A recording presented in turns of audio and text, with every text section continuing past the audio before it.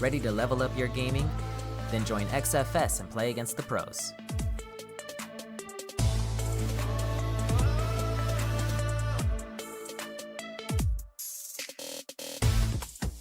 Join a Street Fighter monthly tournament every second Saturday in Xtreme Fighters Showdown.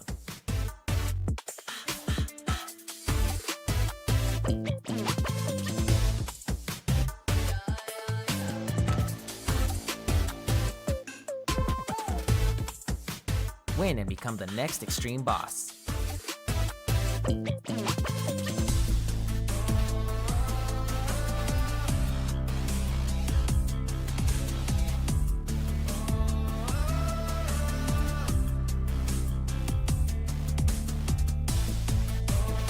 Prize pools start at 50 USD plus Matcherino for every showdown, and you can earn and redeem points for seasonal prizes, such as gift cards for restaurants or Steam, PlayStation, Xbox, or even leverless controllers, a new Stream Deck or gaming chair, and if you're good enough, an all-expense-paid trip to XFS's offline event in 2026, all while competing for top placements in XFS's Street Fighter Leaderboard. Test your strength in the hardest arena. Season 1, coming October of 2025. Get registered on the Start GG link shown on screen.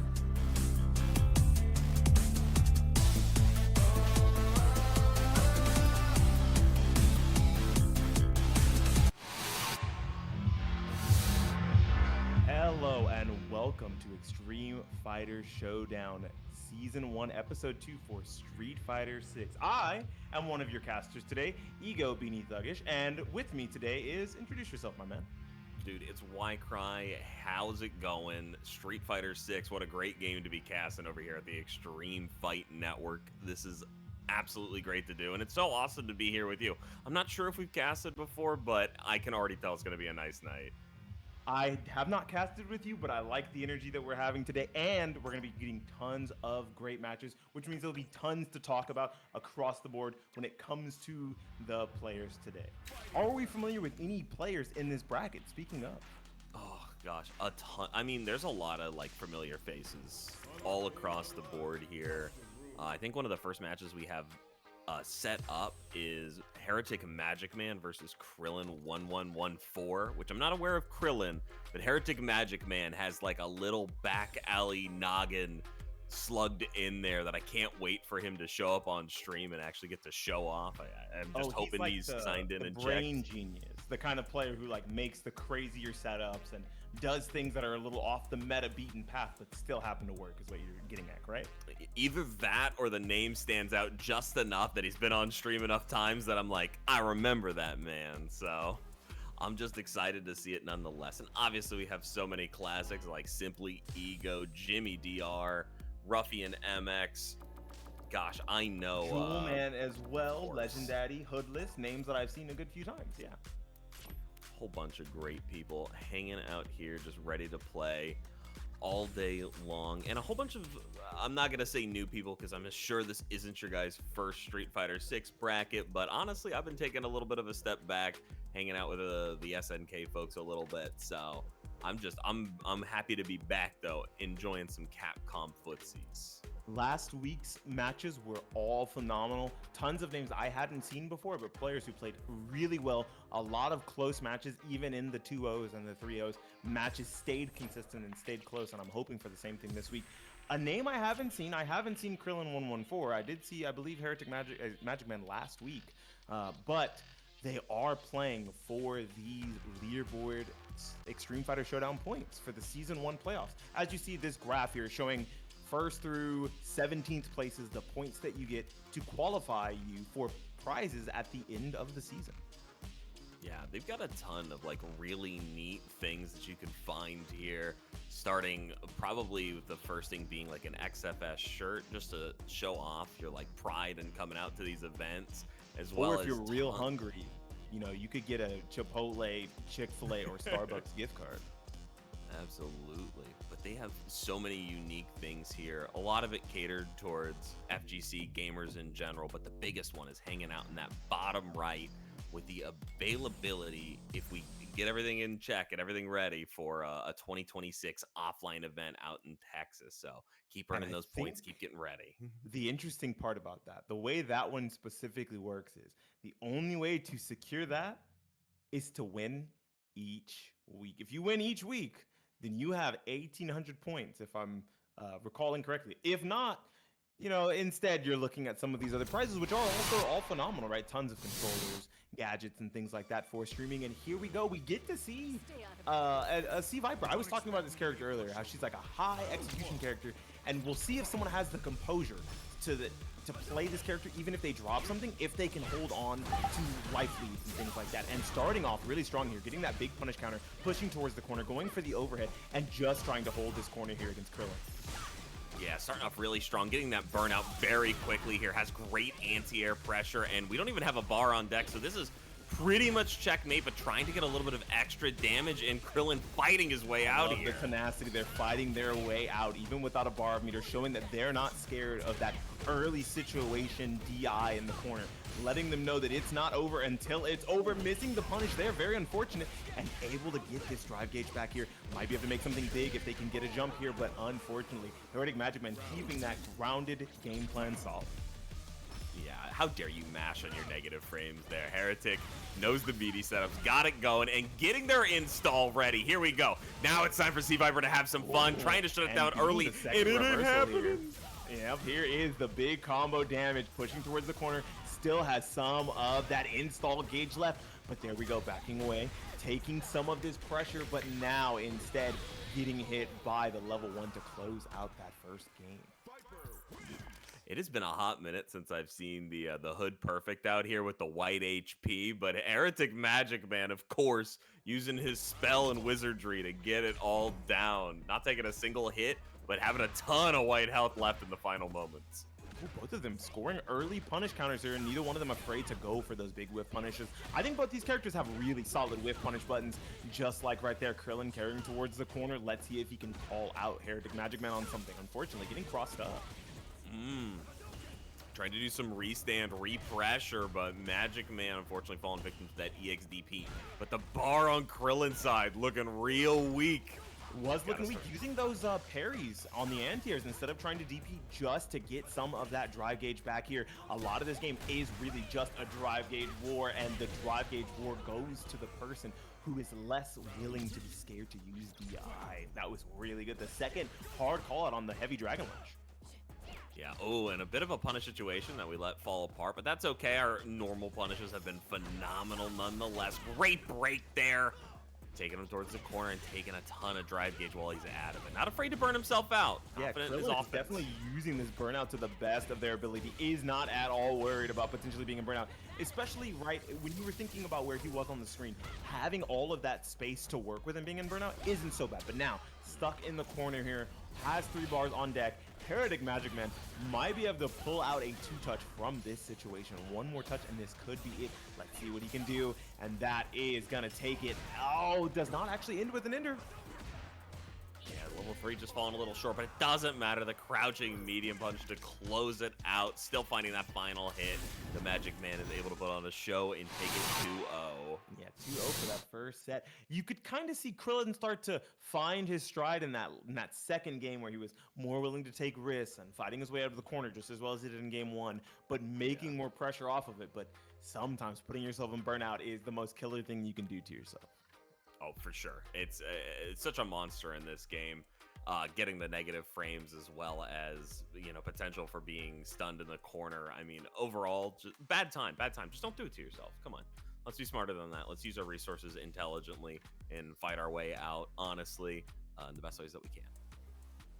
Yeah, I think that it's a phenomenal showing when you can see someone play really solid defense even after burning themselves out. But in that situation, they're running towards the corner right after burning themselves out, potentially leaving themselves open for a back throw incident, for a back parry into back throw, and that's exactly what happened, right? Instead of keeping a little bit of that space, standing next to, what do we call it, the jump range, where you stand right under the timer, maybe hanging out in that range instead of going for more risky pressure, and that was unfortunately his undoing there. Really phenomenal stuff. Hoping to see Krillin make it a little further through the loser bracket. Maybe we'll see him again all the way in the top 8. Yeah, Yeah, Ken definitely a character that can push you forward and get you through those hardships in this game, but this is the second game where you can do it too. Isn't he pretty solid in SNK's most recent game as well? He, ironically, he's not doing so great. Oh no. He has to work very hard for his pressure and his win conditions. A few players have been making him really work. He has a ton of options, but I wouldn't call him very strong. He's unfortunately a little weak right now. Chun-Li, on the other hand, who just came out, phenomenal freaking character. They Holy will crap. never let that character be bad. I think it's too hard to have a fan favorite like Chun-Li be a bad character. She's already bad in one way, so you can't let her be bad in two. That's unfair. They gave her every asset they could possibly need, and it's fantastic. I'm going to pretend you didn't use the word asset. Of course not. Why would you? But, I mean, just to gas him up, because I know he's a player that comes out to XFS for Dead or Alive. So Sick Nash fan has already achieved top 10 with the character. And, I mean, she's been out for like 6 days, not even. That's a man of many games and a man of many characters. So I put some respect on the man's name, and other names to put respect on are the Xtreme Fighters bosses. There is a few in the bracket today, including Jimmy DR, Simply Ego, Jewelman, Rookie, rufianMX, Easy, and Ferreras. Yeah, I always complain about this with S because I once asked him how his name was pronounced over chat, and he just wrote his name. So I just say S, and I don't care if it's wrong or not. I believe it's easy, but call them as nicknames are nicknames. Sometimes someone's tag is just a little too difficult to pronounce, or they don't give it to you proper. They don't give it to you straight. So you're like, I don't know how to explain this to a person. He's gonna be S as far as I know until he yells at me one more time, which is totally fine. But yeah, and honestly, everybody has a great chance today of pulling those off. Even though those players are fantastic, absolutely legendary players, they're all human. Everyone in that bracket can fall victim to your drive rush pressure, your throw sequences, and really learning this game at a high level. So I expect to see some upsets. I want to see some people fall in this bracket. And this is a game of mini upsets because there are so many things on the mental stack. Not only are you worried about the crouching medium kick drivers, not only are you worried about the potential DI in the corner, not only are you worried about cross up or same side, you're also worried about the timings for your own perfect parries. If you can properly respond with a DI, if you can find a jump out of the corner. A lot of pressure in this game really hinges on the mental stack and being ready for options that your opponent can throw at you. Big time. It's an explosive game. It's volatile as crap. It's one of the reasons this game can be so fun when you're winning, but truly make you want to go bald as you lose. So I'm always hoping for the best for Street Fighter 6 players. Hold your sanity together and keep running this feast bracket. Or famine is a way to describe it for sure. Absolutely. We're feasting when our drive gauge is full and our opponent's is empty. We are now in famine as we're in the corner versus a character with a full drive gauge. But here we go. We have LeashMeScuttle versus AZ Young. I believe AZ Young was here last week as well. Both of them master rank, but there is that interesting color up there. I see orange at the top of the screen. This LeashMeScuttle is actually playing on modern, a thing we don't see too often.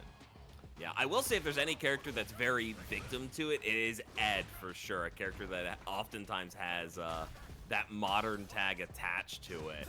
I was thinking at first when you were saying orange, you were talking about this McDonald's coloring on Ryu. This is a crazy Ryu color, but no, definitely the modern problems require modern solutions style of gameplay. I do like to see what people can do with modern, but currently it looks like AZ Young is keeping Scuttle out very well. Scuttle out. Classical Ryu versus the modern age Ed. Truly a battle of old versus new right now. Definitely looks like some I'm a new age player versus someone who's been playing Street Fighter since Street Fighter 1. Yeah, ironic because his name is Young, but he's got some fans in the chat. Let's see if he can hold this pressure going. Bad jump in right now, not against modern players, my friend. Modern player jump in, some of the scariest you could do. I love the donkey kick for pressure there, and then going for the down heavy punch as his anti-air choice. Something that's a lot harder to miss than going for a dragon punch in those close range protocols. It's still finding a nice pickup here. Is gonna bet on the overhead. Called out the overhead. No block on it. Pulling a good old. Who was that? Was that Primate? That was messed up. Dirty, grimy things we're doing out here. Good stuff from Young taking that first game. Yeah, no, dude, like the second I'm like, I don't think that kills, and then I saw Ryu like buckle up, drive the hand down. I'm like, oh, it's over. No one reacts to that the first time, and great stuff to be aware of that to close out his first game. Yeah, I do like the idea that instead of being too worried about, you know, not showing his hand too early here, he's like, you know, showing my hand early here wins me this game 1. So I can beat him with cheese game 1 and hopefully close it out with solid raw fundamentals, which it looks like he had for that game 1 as well. Nice, and the fireballs are just really strong. Looks like LeashMeScuttle does not want to commit to trying to challenge with his own fireball. Obviously, it has that little startup animation to clash, so you can actually get the win condition for it. Oh, this is a nice big punish. I don't think we're huge dead damage. It's very close. He could kill him right here with a level 1 if he hadn't dropped the combo. But now, this is the kind of situation you want to be in, right? You have all of this. You have your back. You have so much space to your back, and you're not in burnout. I like the immediate jump up into the light punch. A very good defensive option there to close out that round 1. Man, it just feels like Young has all of the answers.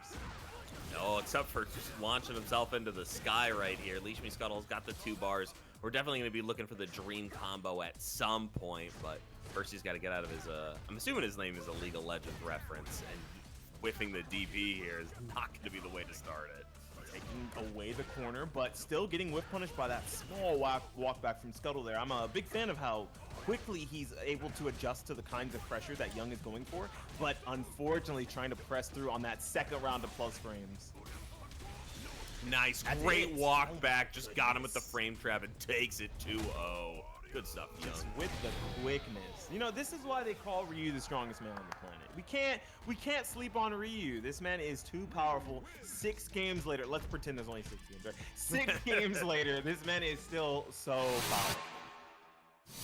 Yeah, put on a really nice show too. It felt like LeashMeScuttle didn't quite grasp how to handle that neutral situation. Definitely just chuck a fireball, right, intercept the Ryus and put your own pressure out there with maybe the light button so you could follow behind it, or even just some more whip pressure. I think would have really been a great way to match that like layer 1 of Ryu. But hey, I'm not playing. I would have gotten my butt beat. Don't worry about it. There's a lot there's a lot of things we see on the screen that as players are playing, as the competitors are playing, sometimes they're not as obvious, right? You look at your layer 1 or you look at your layer 2 of offense, layer 2 of Yomi, and it seems like a solid and correct idea, but sometimes you just have the wrong answers for what your opponent puts on the table, and that's what it looked like there. But these are some of the best players in the world, right? We haven't seen a non-master rank. I don't care what you say about how easy Street Fighter is nowadays. You're in master rank, you're solid enough in video games, you know what you're doing. These players will figure it out, and they'll adjust, and they'll get better. And I respect everyone who shows up to a tournament and plays knowing that could be you on the receiving end of an 0-2, but you have the drive to keep going. Yeah, and luckily we're only 0-1 right now, right? The 0-2 happens when we lose, we go down to ranked, and we got to keep running more sets and get a little bit of our pride back. But hey, we're standing up here in winners for, I think, the whole time until we get over to top 8, unless like we get held up and we got a few matches to watch, because we'd love to get you guys on stream, but we don't want to getting held up. I'm going to hold you up at fictional gunpoint here, chat. It is time for you guys to hit exclamation point Matcherino in the chat, and please use up those Matcherino codes. Currently, the Matcherino is already sitting at over $50, started at base 50, and all you have to do is hit that orange contribute button in the top of the screen, log in with many social medias, including the awful ones like battle.net, and give 25 cents to the pot for free. As you see, RTO is already, you know, given her 25 cents to the pot. 29 codes remaining. I'm sure we can get close to 0 or all the way to 0 by the end of the night here. Yeah, no problem at all. And if you do want to continue to help out the stream, you can even donate your own money or share around the Matcherino / the Twitch code, so you can bring more people in, claim more codes, and come and hang out with us as well. Get your uncle to do it. Get your dog to do it. If he's got a computer, like maybe you got 2 computers on, one's for your dog, so he can, you know, watch YouTube. Get him to also sign in with his YouTube account, and boom, he can put 25 cents in the pot as well. Yeah, my dog is chronically on TikTok, which I'm sure is a login feature, so Yeah, I think my cats love YouTube. I accidentally left it on one day when I went to work, and I came home, it was still on, and they were just like staring at the screen. I was like, oh, I think I got them addicted to the internet. Uh-oh. It's funny. It's usually where we get addicted because of the cats, but they got you. Yeah. The reversal. I put on like funny car crash stuff where it's like it was bad drivers gone wrong or whatever, and they were just like staring at the screen. I was like, man, these cats they like seeing bad drivers. They've never been in a car in their life. What are they? I love my brother to death, but I'll always make fun of him any chance that I get. I once asked him to watch my dog for like a weekend, and apparently he left my TV on like public access television because he couldn't figure out how my TV works. So I just came home to like Blue Bloods, and my dog just like looks at me, looks at the TV, looks at me, and is just like, "Can you shut this crap off?" Dog is like, I'm actually not a fan of cops anymore. I thought cops were cool, but actually, the boys in blue suck. Can you get this off my screen? My God, this is terrible. Oh, he's like, your brother picked the wrong channel. I've been watching this for 48 hours straight. I need your help. Yeah. Bless my dog. She is sweet and cannot handle any amount of noise. So, needless to say, she hates me because I make too much of it. Yeah, you know, I think it just comes with the territory of being a fighting game enjoyer and a fighting game player and a fighting game fan. Is, as they say at the majors, we make some noise, and it's just kind of in our blood. It's kind of hard to enjoy games as hype, as entertaining, and as high octane as fighting games without being noisy. Oh yeah. No, they're stuck with me yelling and screaming, whether it be from the stands, and I hope it's from a casting couch. So, or a casting chairs. We're doing now, right? We have our own individual chairs. I promise, I can't reach over and touch this guy. He's not there. I can't get him. Magic of the internet. I do have a spare chair if you want to come hang out. Yeah, I'll just hop over to his chair. Can I get this going the wrong way? frame?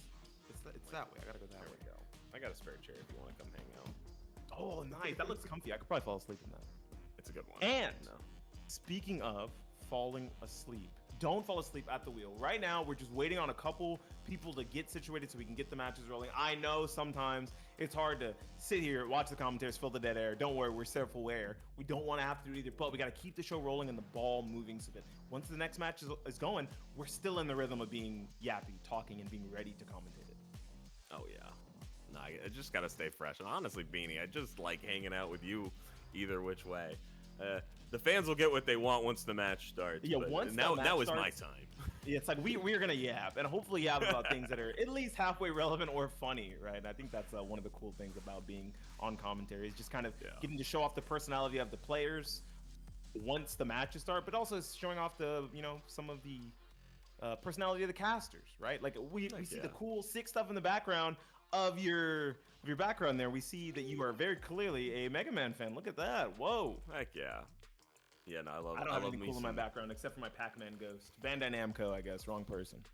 I'm working on filling up the wall right now. We already got a whole bunch of events lined up for me to steal some more fan art from these artists. We got Frosty Fostings at the end of January. That's my birthday, so I'm very excited for that one. Beast. Yeah, I'm just ready to go.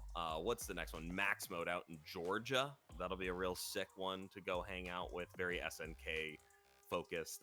As well as this. Do you know Brawlhalla? Like, is that a game you're aware of? Yeah, I know about Brawlhalla. I used to unfortunately play it way too much. Well, then you probably know about Max Mode because they like have this huge event for it, and I think it's so funny because they're like off in a corner. Yeah, but like it's a really nice corner. It's not at all related to BCX at all. Like it has nothing to do with the pro circuit of Brawlhalla. But it's just one of those havens that randomly they kind of just stuck to, and they're like, we love Brawlhalla, and we all kind of accidentally congregated here. We're gonna run like 500-man locals for this game sometime. Yeah, right. We'll just call it a major. What? Huh? Why not? So funny. Yeah, because I showed up there and I had to I'm talking with the commentators, right? And they're like telling me like how they're trying to go pro and professional. I'm like, I've never seen your game. Like, you guys, what's it about? This is a Flash game, isn't it? No, this game is sick. I swear, it's on everything, including phones. So it is a Flash game. Yeah, I think you outed yourself. Wait a minute. I like the duality of fighting games, right? There's so many different styles of fighting games. You look around at a fighting game venue, something like a Frosty Faustings or a Combo Breaker or CEO. You look to one wall and you'll see some Street Fighter, you'll see some Guilty Gear, you look at another wall, boom, you see the Soulcaliburs, the DOAs, the Tekkens, and then you look at a third wall and you're like, is that Ultra Fight Dekianta 2? Yeah, You look at another wall, you're like, I'm sorry, is that Neon Breakers? Like, what is that? Is that Breakers Revenge?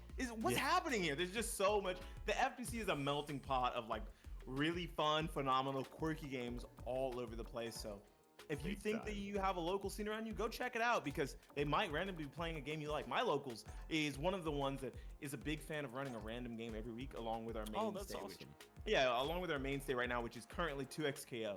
Before that, it was Street Fighter 6, but we run a random game every week. We played Sonic Smackdown. We played a couple of Toho games. We played my favorite on my birthday 2 months ago. We played Soulcalibur 6, or Soulcalibur 3. Yeah, great stuff. Fun, super fun being out and around people who are like-minded. So if you are in this chat and you're here to watch some Street Fighter, there's probably other fighting games you might be interested in and haven't even seen.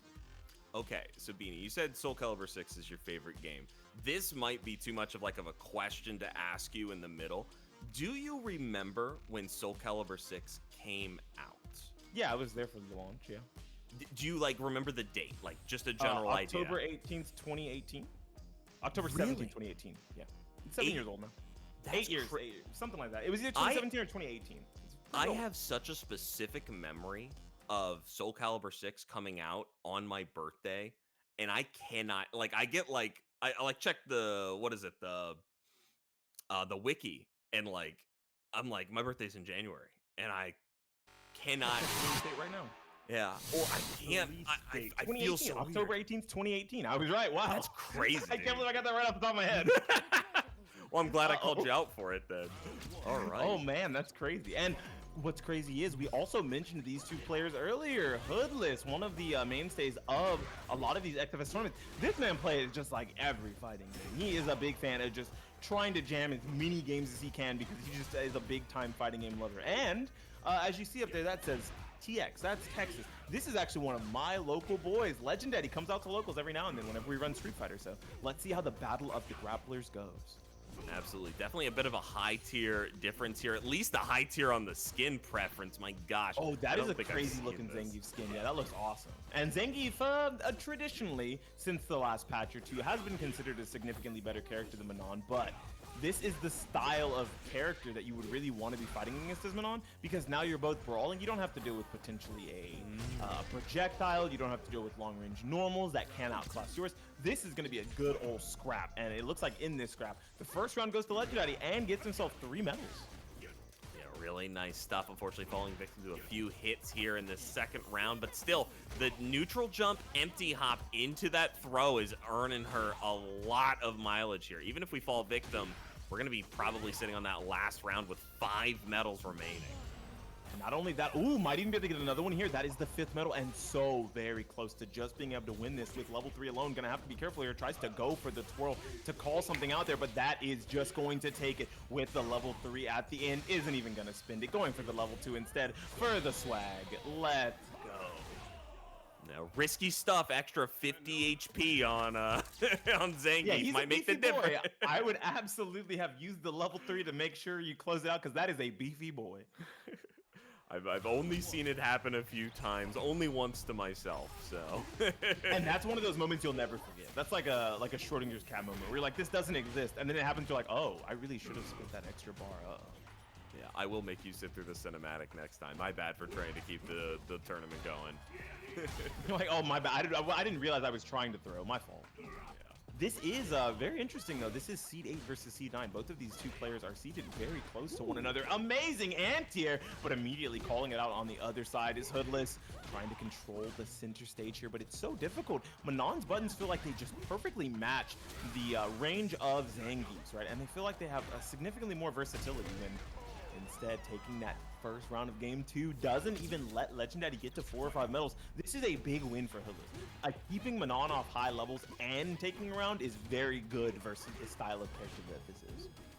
Yeah, big time right now. And you can definitely tell he's kind of adjusted his game strategy, trying to go for like those mid-range pokes instead, winning the attrition war rather than these big, beefy grabs. But Legenddaddy adjusted perfectly, is able to take him to the corner here. Yeah, this is the situation that you want to be in as Manon, having the opponent stuck in the corner. No real back jumps to speak of. No, lots of escape options are mitigated once the corner is in play. And that could just take it here. Yeah, that drive rush into immediate command throw. Really good. Yeah, toss the round him start down, is... putting them on that 4 medals, and let's keep it rolling here. Off to a real strong start if you're a legenddaddy fan. Hoodless only getting the 4 jabs there, not being able to get anything major, but both them already sitting on 3 bars of meter, and because of the fact that they're both grapplers, we know how much these level 3 supers, 1, that are completely unreactable, and 2, hurt like hell. Yeah, looking for something on the jump in there, not falling down with any normal, instead just taking the patience here. But the 5th medal is online, and Hoodless can fall victim very quick to a good mix. Gonna have to be very careful on some of these jump ins and these empty drive rushes, doing a lot of both of those and being able to use them as ways to feign that command grab. But now he's in a situation where if he lands a level 3, going for the parry, but not enough, getting thrown, slammed down. And I don't think Zangief was expecting to get tossed by a slightly taller than average French woman, but it did happen today. Legenddaddy closing that out too. That's 3 quick ones so far. These gamers they are in shark infested waters. They're just trying to make it as close as they can into the top 8. They're like, look, I got stuff to do tonight. I want to get back to playing Brotato or watching your favorite Netflix show, you know, kicking back on the cup. Let's get this over with. Let me get these points and get out of here. Absolutely no, and putting on a really nice show of it too. Legenddaddy had a great strategy for that entire game, able to shut down a very competent player, as you were saying earlier, Hoodless, a master of many games, and definitely no slouch when it comes to Street Fighter 6. So not an upset by our number standards, but still a solid quick game. Yeah, absolutely. For how close the seed was, the game did not reflect. But I think that is, once again, the thing that you had mentioned about Street Fighter 6 is sometimes it feels really good when you're on the winning end, but feels really bad when you're on the losing end. And some of these, not even just the matchups, but who's playing better on the day? Who's ready for some of the more long-range options that these characters have at their disposal, including something like a Manon drive rush into immediate command grab. Very powerful option that you just have to be ready for. You might just get blown up. Big time, yeah. I would have loved to see a few less parries, because I feel like a couple of times we were getting parried into tick thrown and just taking a little bit of extra unnecessary damage. But I'm pretty bad against playing grapplers. I'll just be real. But yeah, playing against grapplers is one of the most obtuse styles when it comes to playing fighting games. Like, generally you want to get in as close as you can with most characters, even if you have a projectile, and immediately, you know, retort back and forth with pressure. But attempting to do that versus a grappler, sometimes you just get slammed down and now they have Loki and you're like, uh-oh, maybe I should play a little more reserved. It's hard to do that in a matchup like that. But a matchup where we will see like more reserve play back and forth between both characters. JustYael versus Rookie here, and Rookie is one of our extreme bosses. Seed 3 versus Seed 19. Rookie played very well the last time we saw him about 3 weeks ago, and it looks like he's starting off well here, immediately taking this corner and getting the DI pressure. Great meaty setup for himself there, able to just walk forward, get that quick throw pressure, and is kind of already recognizing what JustYael's game plan strategy is, trying to find good pressure for it here. Yep, just keep that DP. I mean, Rookie's probably one of the favorites to win this now that Simply Ego has DQ'd. So, just in my opinion. Yeah, this is our Seed 3, and with our Seed 2 gone, that's a pretty big showing. Yeah, has a lot of good pressure on deck, trying to make sure he has these meaties properly, calling out bad or fake pressure that JustYael is going for here. I love just the tenacity and the pace that Rookie continuing to play that every time we see him play. He is so fast, so frenetic, wants to get control of the pace of the match by pressing buttons, not by blocking. Yeah, I mean, staying on offense in this game is one of the tricks to just, like, not having to deal with some of the shenanigans. Nice trade combo by JustYael. That was an amazing trade combo. Gonna be able to get a lot of this drive gauge time back. Doesn't have any meter on the side of Rookie either, and doesn't have drive gauge. So you just have to be able to play around potentially a chip setup. And unfortunately, not the chip setup he was expecting. Was maybe expecting a fireball in those ranges and was getting ready to do something like a spin knuckle, but using that burst option. That's what I mean, right? Where sometimes your opponent uses an option that you're not traditionally supposed to see in that situation, and it just works out. Rookie takes that game 1.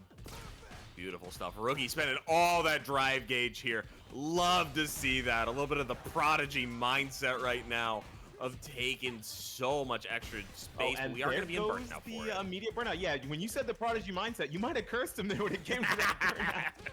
But Hey, I got more of them, don't worry. Let's see if his defense is just as good on burnout, right? Because I think that is one of the phenomenal things about Luke is if you are playing Luke well on burnout, it doesn't really feel like much changes. This character feels like he was designed perfectly around burnout, and he's already potentially going back into it here, and it doesn't even matter. Going for that level 1 will be just enough to not take it, but that crouch jab into what I assume was going to be an immediate DR to burn himself out.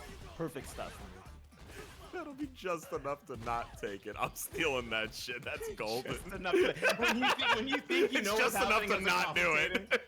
When you think you know what's going on as a commentator and you find out you're full of crap, you're like, just enough to not take it.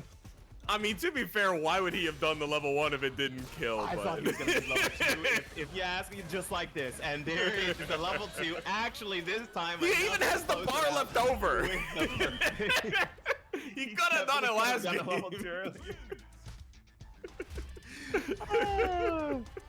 I've got to. I feel like I just want to sit down with these players and like take notes about what they've done in a match and then ask them about them. Sir, yeah. So I'm writing you a citation for the illegal play. Why did you use the level 1 here? I was playing Sagat again. My bad. Wrong character. My fault. I thought I was someone else. I thought there was no scaling on that. Yeah, the interesting things about playing, like you said, really fast on offense is sometimes you end up burning yourself out, but with a lot of the characters that have good defensive options and good defensive tools naturally, a character like Guile, a character like Luke, you can continue to play the game almost exactly the same even when you're in burnout. And I think that is one of the things that we didn't get to see if Rookie was good at, but if he is, I could understand the style of play that he's choosing to go for there, being as fast as he is and willing to spend his drive gauge. And he's still much better than most people, but I wouldn't say it's Rookie's strongest feature. His is definitely that oppressive offense that he was able to display, those fast crouching jabs and just looking for frame traps off of the medium punch, as well as his positional spacing is disgusting. Nobody should like understand where to be on the map as well as he does. He just always finds a great gap and is able to capitalize time and time again. He's so frustrating to play. We call that the king of footsie. Sometimes your opponent is just dancing, right? You think, oh man, like he's not even a boxer. He's an MMA fighter. Look at Luke. Look at his stupid haircut and his dumb tattoos. He's not a boxer. He's an MMA fighter. And then he starts dancing on you and you realize, oh, I didn't recognize your gangster. Real recognize real. Apologies, Mr. Lucas. Yeah, well, we all remember Street Fighter V, Luke, with the braces and like the even worse cornrows. I don't know what they were doing with his hair. I'm glad they fixed him up a little bit. He's still a little ugly looking, but they fixed him up a little bit. That's pretty good. It's a nice glow up. It was like the new face of Street Fighter is gonna be a bad high school picture that like lives on forever. It was truly a bad terrifying. high school picture that continues to look this way. He chooses to look this way afterwards. Yeah. But hey, still top tier 2 games in a row. I don't think Luke is as strong as he was at the launch of the game, but a very phenomenal character if played well. Some people do consider him the weakest Shoto. Isn't that crazy to think about? It's an interesting thing because oftentimes you'll see him really low on the lists for tier lists, but like the reality is like you could group Ryu, Ken, even Sagat at this point together, throw them all in a bucket, and like, yeah, these are all pretty high tier characters with just ordered these guys. But yeah, I think that's the biggest strength of Street Fighter 6 is outside of a few outliers that definitely need reworks or tuning. Lily, most characters in the game are relatively playable, and you can make it to the highest echelons of competition with that character, right? A character like Luke will not hold you back from being the best player in the world if you set your mind to it. A character like Lily, you know, unless your name is El Chicote, good luck. You know, like it's just them's be the breaks. Yeah, and I need what's her name? I need Mika to come out for this game so I can see how good. If I see level 2 Nadeshiko being like an install, I might I might actually, you know, hurt myself. I would write a strongly worded letter to Capcom at least. I'd be like, please don't accidentally bring back her V-Trigger as a level 2 like you've done for everyone else. This will lead to war crimes. My favorite crime. And you're like, ooh, there's a lab. I've been cooking in it. I've been waiting for that. Did you know I'm from Breaking Bad? Yeah. I got 6 seasons hanging out on AMC any day of the week, man. Oh, I'll do it all for Mika. And El Chakatoy, I believe that's a former Mika player. I cannot remember though. My brain's full of there was a good few Mika players, and I think he was one of them as well. One thing to think about is a lot of people just got their character back from a game 2 games ago. They just got their C Viper back. We haven't seen too much C Viper action earlier today. We saw one player so far, but maybe we'll see some more because the last tournament we did see a couple of Sagats, which was surprising, and Sagat was newer then. So let's see if maybe there's going to be some more, you know, C Viper action. Maybe even the same character. Maybe some more of the same player.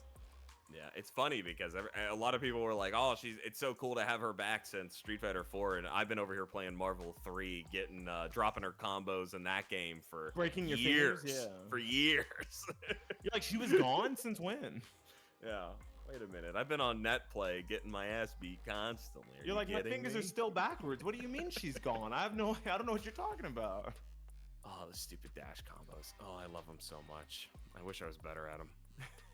A lot of Marvel combos are really hard, and I guess that's another game I didn't mention when I was talking about, like, you look around the duality of the room of a FGC major. You're gonna see even crazy games like Dragon Ball Fighters and Marvel 3, and you're gonna be like, whoa, like, I actually don't know what's happening on the screen, but that looks tight.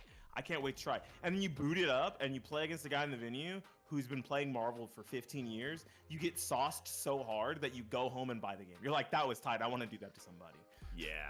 That's the mindset all FGC needs to have, though. Is like, I just got beat so bad, I'm buying the game. I'm going home and I'm playing. That was dastardly. I need to do that to my friends at the local later. Like, hold up. You're like, check out this sick, nasty setup. I don't know where I got hit from, and I don't know where I hit you from. GG's. Sounds like your problem, man. We do have one problem, though. The problem that we have, I mentioned it earlier, is the Matcherino. Guys, don't forget to use up those Matcherino codes as we're in between these matches, as you're enjoying the phenomenal matches. Those codes are still sitting there, remaining, waiting for all of you to use them, to show that you are enjoying the matches, enjoying the vibes, and here for the good times. Use up those Matcherino codes with any of the listed social medias by hitting that orange contribute button. Hit claim code and you will add 25 cents to the pot. 50 of them existed, 25 remaining. We have half left. I think that was halfway through. Gotcha. I'll make it one less than halfway. We can start picking away at the rest of it now. There we go. See, if the commentator can do it and you are here in the chat, we can also do it. We are unfortunately still waiting on some matches to be happening. Of course, you know, it is an online tournament. Sometimes people don't show up on time, they get DQ'd. Sometimes people have other things that they choose to do or have to do because life does go on. But I can take a quick look at this bracket for you guys and see what we are looking at and where we are headed. So Bugsrug was unfortunately a DQ, Airbus was a DQ, Brando Forever a DQ, and I believe also one of our high seeds, Simply Ego, was a DQ. So we're going to be looking into the matches of JohnnyTheFlash, Rasek, Rookie versus Jewelman, Jimmy DX / rufianMX, which are both Xtreme Bosses, and HereticMAGICMAN versus LegendDaddy. Those are going to be some of the matches we're going to be having coming up, leading into our top 8 on the winner side. Yeah, really good stuff out here. I think HereticMAGICMAN and LegendDaddy is actually going to be a really tight and close match for that top 8 winner spot. Very doable for both of those players. Jimmy DR versus Ruffian. I mean, that's just classic MX play right there, baby. Yeah. That they run into each other constantly. I'm sure they even, because of their location geographically, I'm sure they even play each other in ranked. They're like, oh, it's him again. All right, cool. Yeah, we're gonna play. They've been doing it for like 3 years now, uncontested in this game. I commentated some of the first tournaments for Street Fighter 6, and I've seen this matchup so many times. They're like, ah, I've seen this song and dance. Yeah. This is a duel of wits and a duel of guns. Who's gonna pull their gun out first? Who's gonna shoot? No, it's guns and dolls for honest sake. Like no joke, it's such a crazy matchup. Yeah, we do get to see a Blanca in that case. Yeah, this is the player to do it. Yeah, rufianMX is a really aggressive Blanca at that. Like a lot of people really like to hang back with his long range normals. Wait until they can get ball setups and things, but he wants to put you in the corner. Hey, we get another rookie match. We are going to be seeing Jewelman, another local player of mine. Looks like legenddaddy and Jewelman are both in this bracket versus Rookie. Again, Rookie, a phenomenal player, good at slowing down the gameplay and taking control of the match, being aggressive. This is the kind of character you really want to do that against, because if you give Honda an inch, he's going to take a mile. Oh my god, what a beautiful jump in. Not confirming off of it, instead going for that throw reset. What a beautiful setup. But hey, it's that Rookie special right now, using that meaty pressure, keeping it to the corner, and the patience is paying off. I like a lot of these neutral jumps here. The neutral jump baiting out the reversal, the anti-air from Rookie there. Really smart stuff from Jewelman, but unfortunately getting thrown right back into the corner with those plus frames. Not going to throw into the corner. Instead, going to take the combo here. Not enough to build the level 2 to potentially kill, but the Ocho throw will do it. That round 1 is taken solidly by Jewelman as well. Yeah, I mean, he's been running online brackets, I think, every single day of his life since the beginning of Street Fighter V, and probably before that even. Yeah, even Street Fighter. This is an old man. For anyone who doesn't know, Jewelman is not a young buck. He is an old man. He has been playing Street Fighter a long time. Level 3? And been on Honda for a long time. I think he's going to use it now. Oh yeah, my may as well knock it out. This is our 6th seed, who's really not a 6th seed. Was that 3 This man taps? could be, was it 3 taps? This man could be 1 seed, depending on the day of the week. He is a big-time online grinder and a student of the game. Pays a lot of attention and understands player habits. Very good stuff from Jewelman. Let's see if there is any retort from Rookie, because the winner of this is going into our top 8 winner side. Yeah, the only thing that's stopping Jewelman from being a top-level player is taking a very deep breath. Like, that's straight up in. And I want to say, like, I made a joke earlier that maybe you shouldn't play Lily and everyone else, you're probably fine. And also maybe just playing, you know, a better character. Like, Honda is very strong when you are beating up people who are, let's call him a scrub killer. He's a pub stomper. But in the hands of a really good player, he's got most of the tools it really takes to compete and win. He just has not the greatest of matchups, which is really what hurts the way that this character is designed to play as. Yeah, he's gotten a lot better over the seasons, though. We also have a local Honda player as well. But beautiful cross-up hit there by Rookie. My God. After all of those standing medium punches, trying to enforce those plus frames, immediately Rookie takes back that pressure and takes back this corner. Please, for the love of God, use something that's going to kill like a level 1 of it. All right, well, he doesn't even need it. That was so nice. The micro walk forward into the crouch medium kick confirmed. Dude, Rookie is making sure Jewelman does not fall victim to stopping him here. He wants to make this close. Ooh, the standing medium kicks just to keep the pressure there. I like that going in for the anti-air. Something that needs to be remembered is actually Honda's headbutt is an anti-air. It is a full invulnerable anti-air move, and then his OD version is armor. Big thing that people oftentimes forget. Before. We're not going to be dead here. We're going to be in CA range for Jewelman. Got that yellow HP on deck and 1.5 bars left before we're in burnout. Immediately spending it on the ES. Yeah, the jump back into the jump medium kick was actually really powerful from Rookie there to beat out that butt slam. Closing out this game 2 just as fast as Jewel closed out game 1, beating that DI, expecting maybe that Rookie wouldn't be ready for it and was gonna go for the level 3 immediately. Unscaled would have killed there, but we are going into a game 3. This is fast, this is frenetic. Like we had mentioned about Rookie, Jewelman is playing the same way. Yeah, able to find a lot of good gaps here. And you can tell, like, they're slowing down a little bit. Obviously well aware of each other's strengths, but slow is only a relative term when it comes to Street Fighter 6. Yeah, a round is still over in the blink of an eye, but the interactions that happen in between, how many more interactions is really what you consider a slower paced game, right? We talked about the 3-touch earlier from Jewel. We wouldn't consider that a slow game, but a 6-touch, a 7-touch with big hits each time is still relatively fast, but it just feels like a slower. Oh, expected the micro walk forward there and didn't get it. The Ocho throw, not enough there. Another good anti-air. Let's see if he's gonna get something here. The mash out immediately from Rookie. Oh my gosh. Yeah, reaction what a phenomenal city. level 1. I think he needed to do that too. If the DP would have came out, I think it might have actually gotten clipped there and not won him that interaction. So Yeah, whether on because the purpose, DP whether moved on him accident, forward. yeah. It's a weird one. It depends on which button he pressed, obviously. Oh, nice, stealing the sauce right there, getting the level 1 and the install. Jewelman off to a good second round, which he's gonna need to stay alive. Oh, getting throw looped here. Oh, breaking the throw, not wanting to do it with the throw loop this time. One more potential interaction, and he gets it with that that crouching medium punch. One of those phenomenal loop buttons you just can't sleep on. Rookie putting himself into top 8 inner side here. 2-1. Still having an opportunity down in that loser side to pull it off. I'm not quite sure who his opponent is going to be yet, but it's not going to matter to the Jewelman. He's going to find it. He's going to take it, and hopefully we'll see him in that top 8 loser side. But in the meantime, I think we're looking for our last match. Yeah, of we will be winner getting side. either our last qualifying match for top 8 right now, or it's happening off stream. As a recap, HereticMAGICMAN takes it 2-1 over LegendDaddy, and Jimmy DR surprisingly takes it 2-0 over rufianMX, right? Both of these phenomenal players.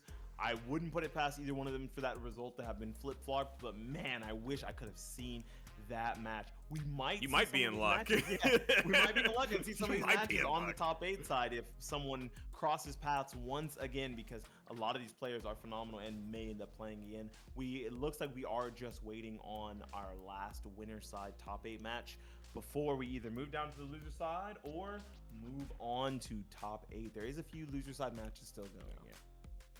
Yeah, we'll figure it out for you guys before we get here to the end. But in the meantime, we've got, what is it? It's JohnnyTheFlash versus Racek. I'm going to be completely honest. 2 names I'm not very familiar with. And they're both on potential winner side top 8. That's really good, right? New names, new faces, and making their top 8 name debut. That's really good. That shows the caliber of players, Soulcalibur. That shows the caliber of players that are currently existing in the player pool for Street Fighter 6. There's a lot of talent. There are a lot of people that you have to watch out for, even when you don't think you need to. All right, so I just did a quick little dive onto both of them, and I do see Racek showing online in events like Lightning Dome, Takedown Coliseum, and currently has a win, a literal first place win in the Lightning Dome. So he's got some A little accomplished, yeah, a little absolutely. accomplished. Something we've got to think about. Yeah, So and Racek he's is, got a win against Jazdero, which I know is a fantastic player. So I'm pretty ready to see this guy play. And JohnnyTheFlash, what I see from him at the moment is his profile picture is Kimberly. So you might be in luck with some Kimberly play. Ooh, I love me some Kimberly. And I'm just waiting for these results to log in. Oh, he's got some good, like 9th place, 13th, and 3rds up there. I don't see any immediate results on players coming up, but Kimberly can do it. Let's be real. The character's Yeah, this is the kind of low tier character monster. that, yeah, has a lot of Low-tier grime, monster. even when you're not, particularly worried about the character. You're like, oh, my character does pretty good in the matchup. I'm not super worried about Kimberly. And then she sauces you from 3 different angles with a double can setup, and you're like, oh yeah, I guess because my character's so good in the matchup, I forgot I could get like thrown into a can, into EX air throw, into death. Yeah, like my fault, OG. I didn't realize you had it like that. It happens all the time. But regardless, I'm just excited to see him. I hope they show up to the match. I hope we get to watch some people brawl it out. Yeah, that's definitely what we're here for. We are here to see some more sick, nasty matches, and I hope you guys are too. Hopefully, it's a phenomenal night so far for Street Fighter gameplay and for just vibes all around the board. Will be a good time nonetheless. Beanie, do you have any events lined up at the moment for yourself that you're planning on attending, whether it be this year or the years to come? I am waiting for next year's Texas Showdown. I believe I'm going to be going to Texas Showdown next year, and I might great even one. try to get myself over to CEO because I ain't been in a long time. Some of my favorite tournaments, right? One of the smaller majors, almost considered a regional, something like Texas Showdown, but in my backyard, only about 3 hours away from me. Florida, a little further of a trek since I do live in Texas, but amazing vibes. Love the wrestling vibes of the venue and the music that plays and the way it feels grand. It feels like if you watch the top 8, everyone's got to make themselves an interest, make a name for themselves. It's really fun to watch. Oh yeah, I mean, funny you say that because CEO is my backyard. My 30 minutes away here from CEO. Okay. My office from CEO is 10 minutes walking.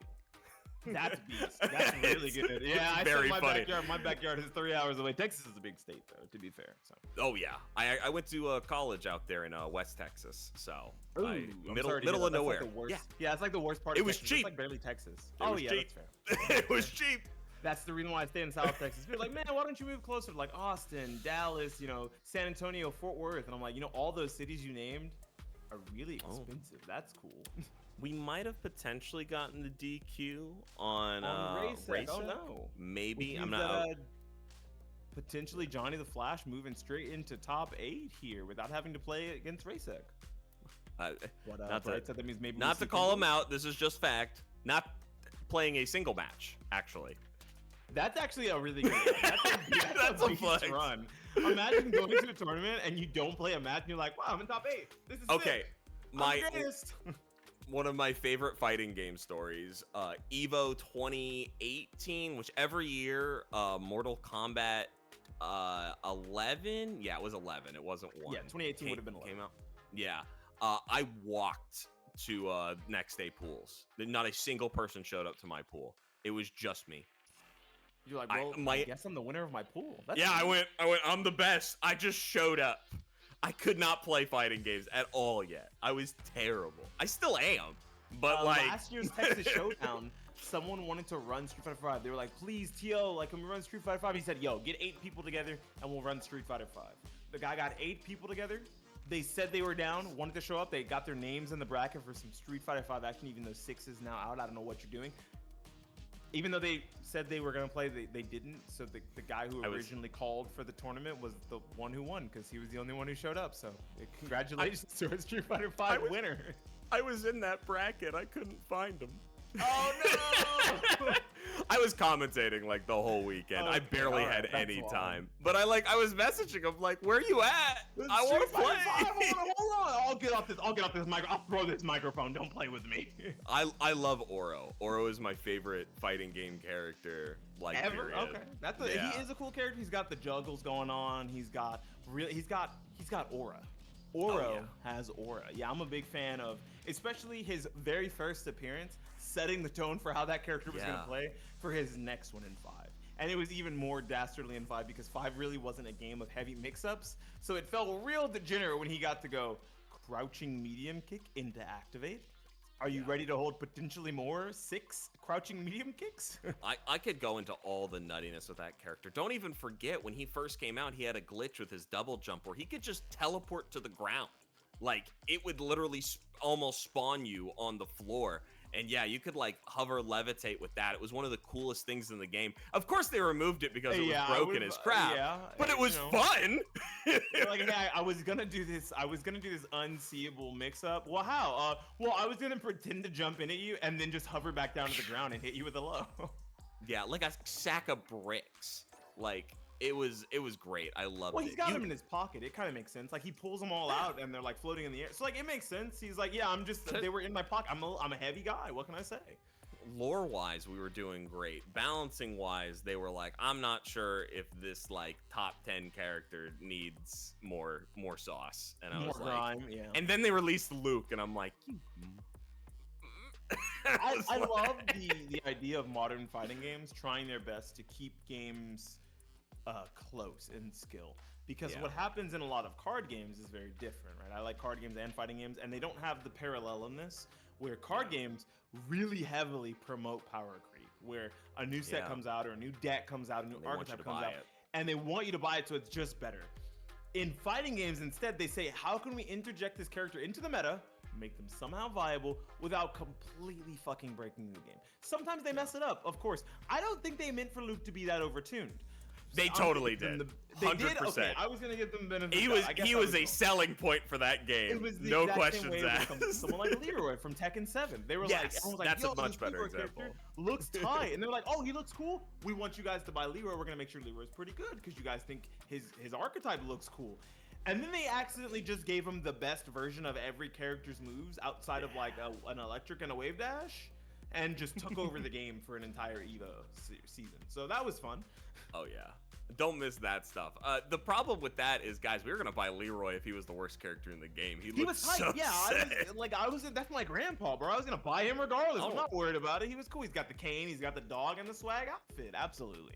Dude, I saw that character. I don't even play Tekken, and I'm like, I'm buying this character, and I'm learning the crap out of him. I got an attack where I let my dog loose. Done. You're like, I get to learn Wing Chun and sick my dog on people. Dude, this is a dream come true. So sick.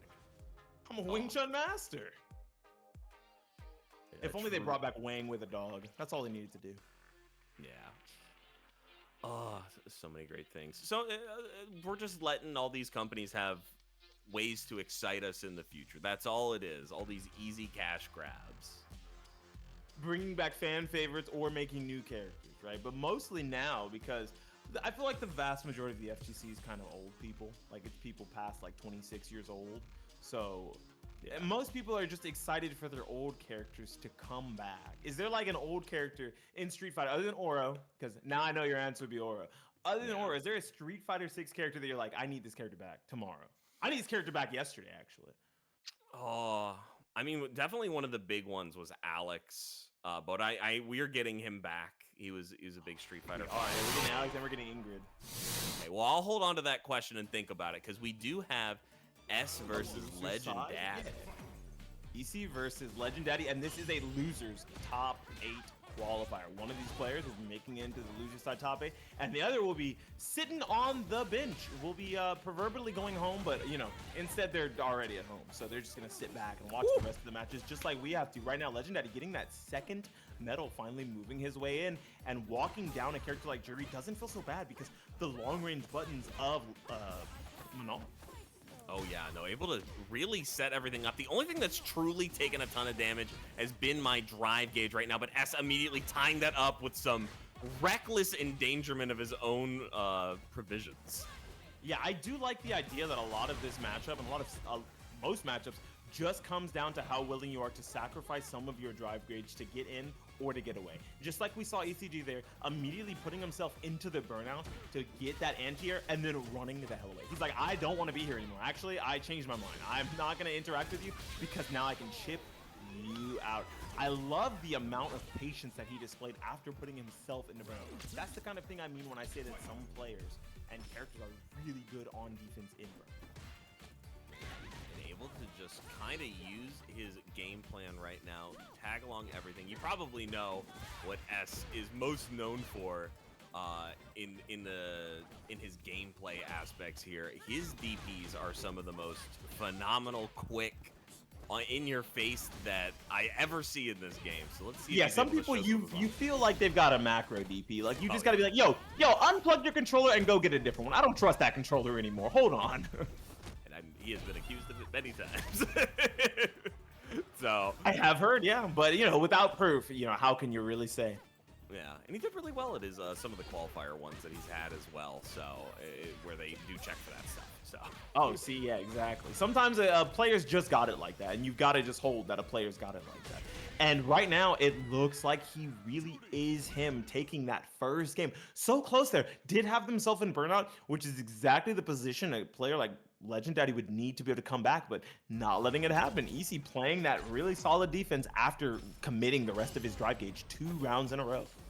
Nice, getting the first medal super early. LegendDaddy off to a strong start here. Let's see if we're able to confirm it.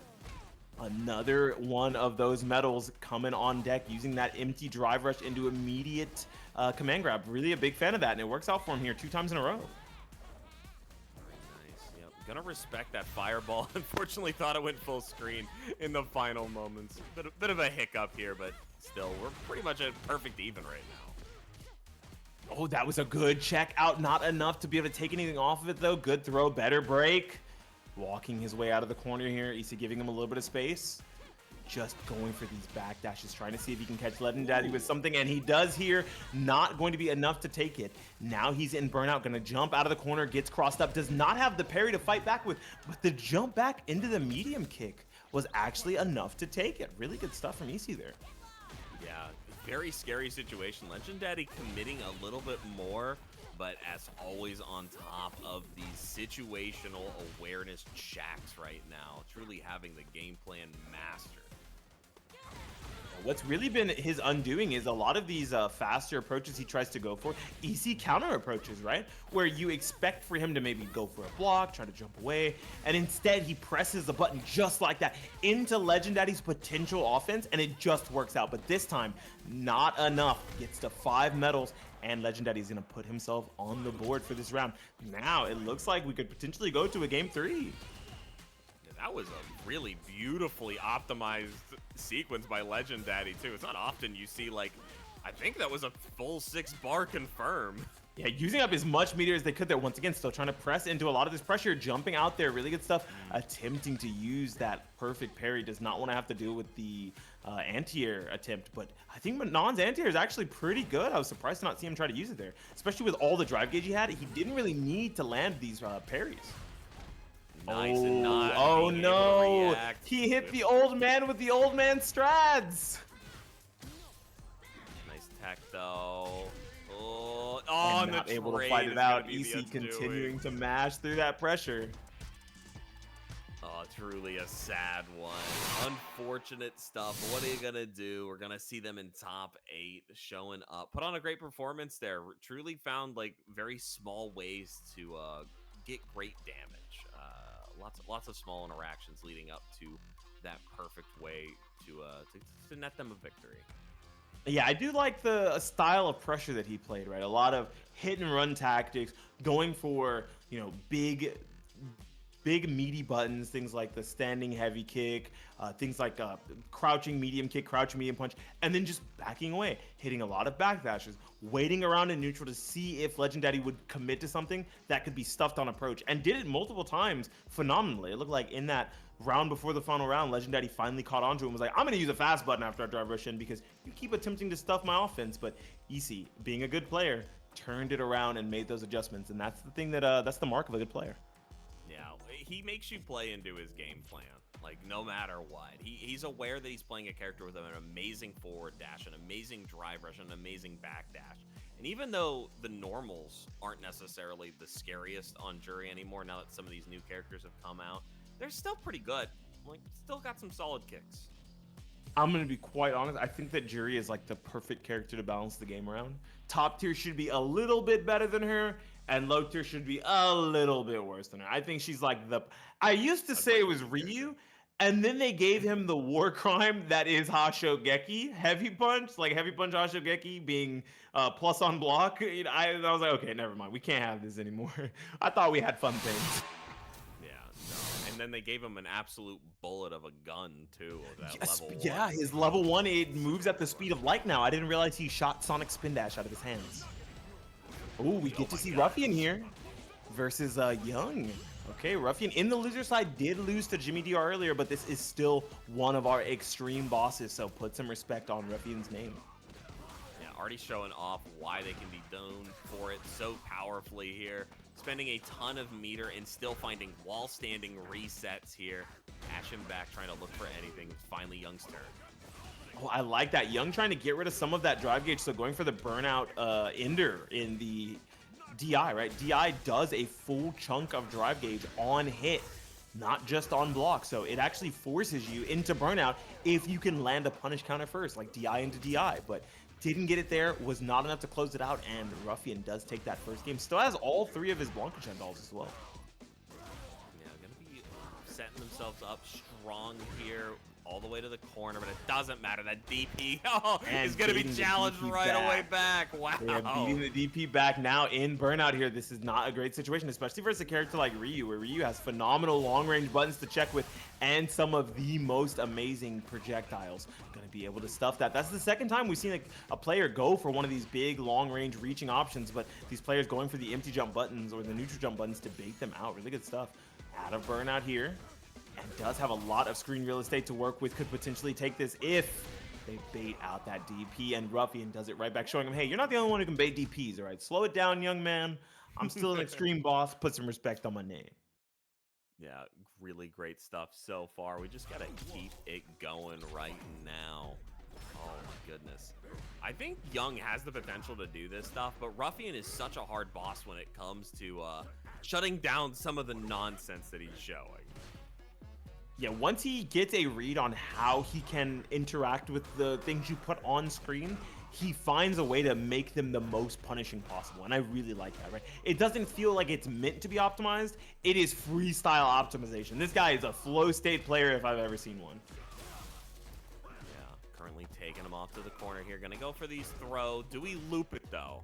No, Did not loop the throw. I like that, but expected to see it there. Unfortunately, getting shimmied and taking all of this damage here into the immediate Blanca-Chen setup. What are we looking for? Jumping out of the corner, able to get away.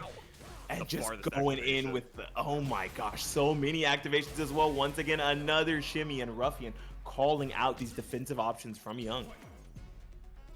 Off to a really strong start here. It's one of the reasons he is the legends around here. Gonna probably, we're looking pretty good on being able to take this one right now. We're gonna see a level 3 here to get himself some extra meter. AZ Young's got quite a bit of work to bring this back. Yeah, this would be a Cinderella story and a half if we saw him win this year, but I'm always hopeful, and there's the first throw, maybe potentially one more. I'm just wrong. That was the perfect amount of health to take away that life, to take that round, and to take his seat in top 8 loser side. Really solid stuff there. I'm not sure if he's mad about losing to Jimmy, but he sure played like he was. Yeah, he was like, you know what? Look, I need my run back, so I just got to work hard to get back in there, because if someone knocks him into losers, I'm coming for him. He's mine. You know, he's like that Jet Li movie, The One, how the one clone was trying to make sure all the other ones got taken down. He's like, I will be the one. I'm gonna beat Jimmy. And speaking of that guy, we are now going to be those guys to take a little intermission here. We'll be back in about 5 to 7 minutes with our top 8. Go ahead and grab some snacks, grab a drink, and get ready for more phenomenal Street Fighter action here on Xtreme Fighters Showdown soon.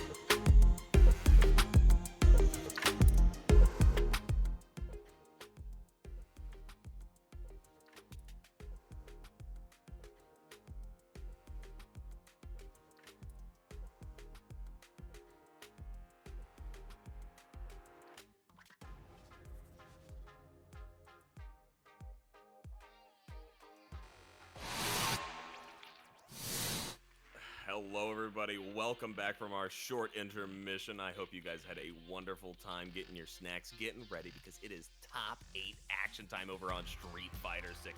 We have an absolutely stacked bracket coming in with some new players, some different players, and people still waiting to finish up their matches over on loser side. If that is you, you better be playing real quick. But anyways, it's been WyCry hanging out with the wonderful BeanieThuggish. How you feeling, my man?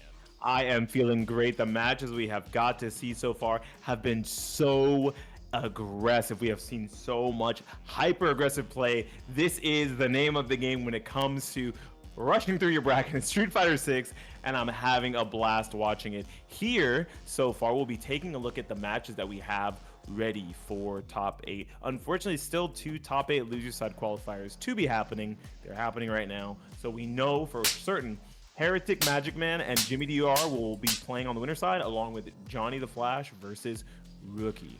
Our other 2 players that are not ready yet have been given the belt because they should have had their matches done and ready by now, so we can move in on to the top 8, because they're going to be playing 4 points in the XFS bracket point system. Would you like to explain how that works? I can, if I can see the thing, because I don't know it off the top of my head, but I do believe every single one of our players tonight are currently getting above at least 20 points, as well as 5th place getting them 50 points, all the way up to 1st place, taking that grand prize of 300 points. And if they are able to take 1st place across all of the 6 weeks. Yeah, the 6-week brackets that we've got laid out for you guys, they are eligible to take a trip down to Texas for the XFS offline event to be determined.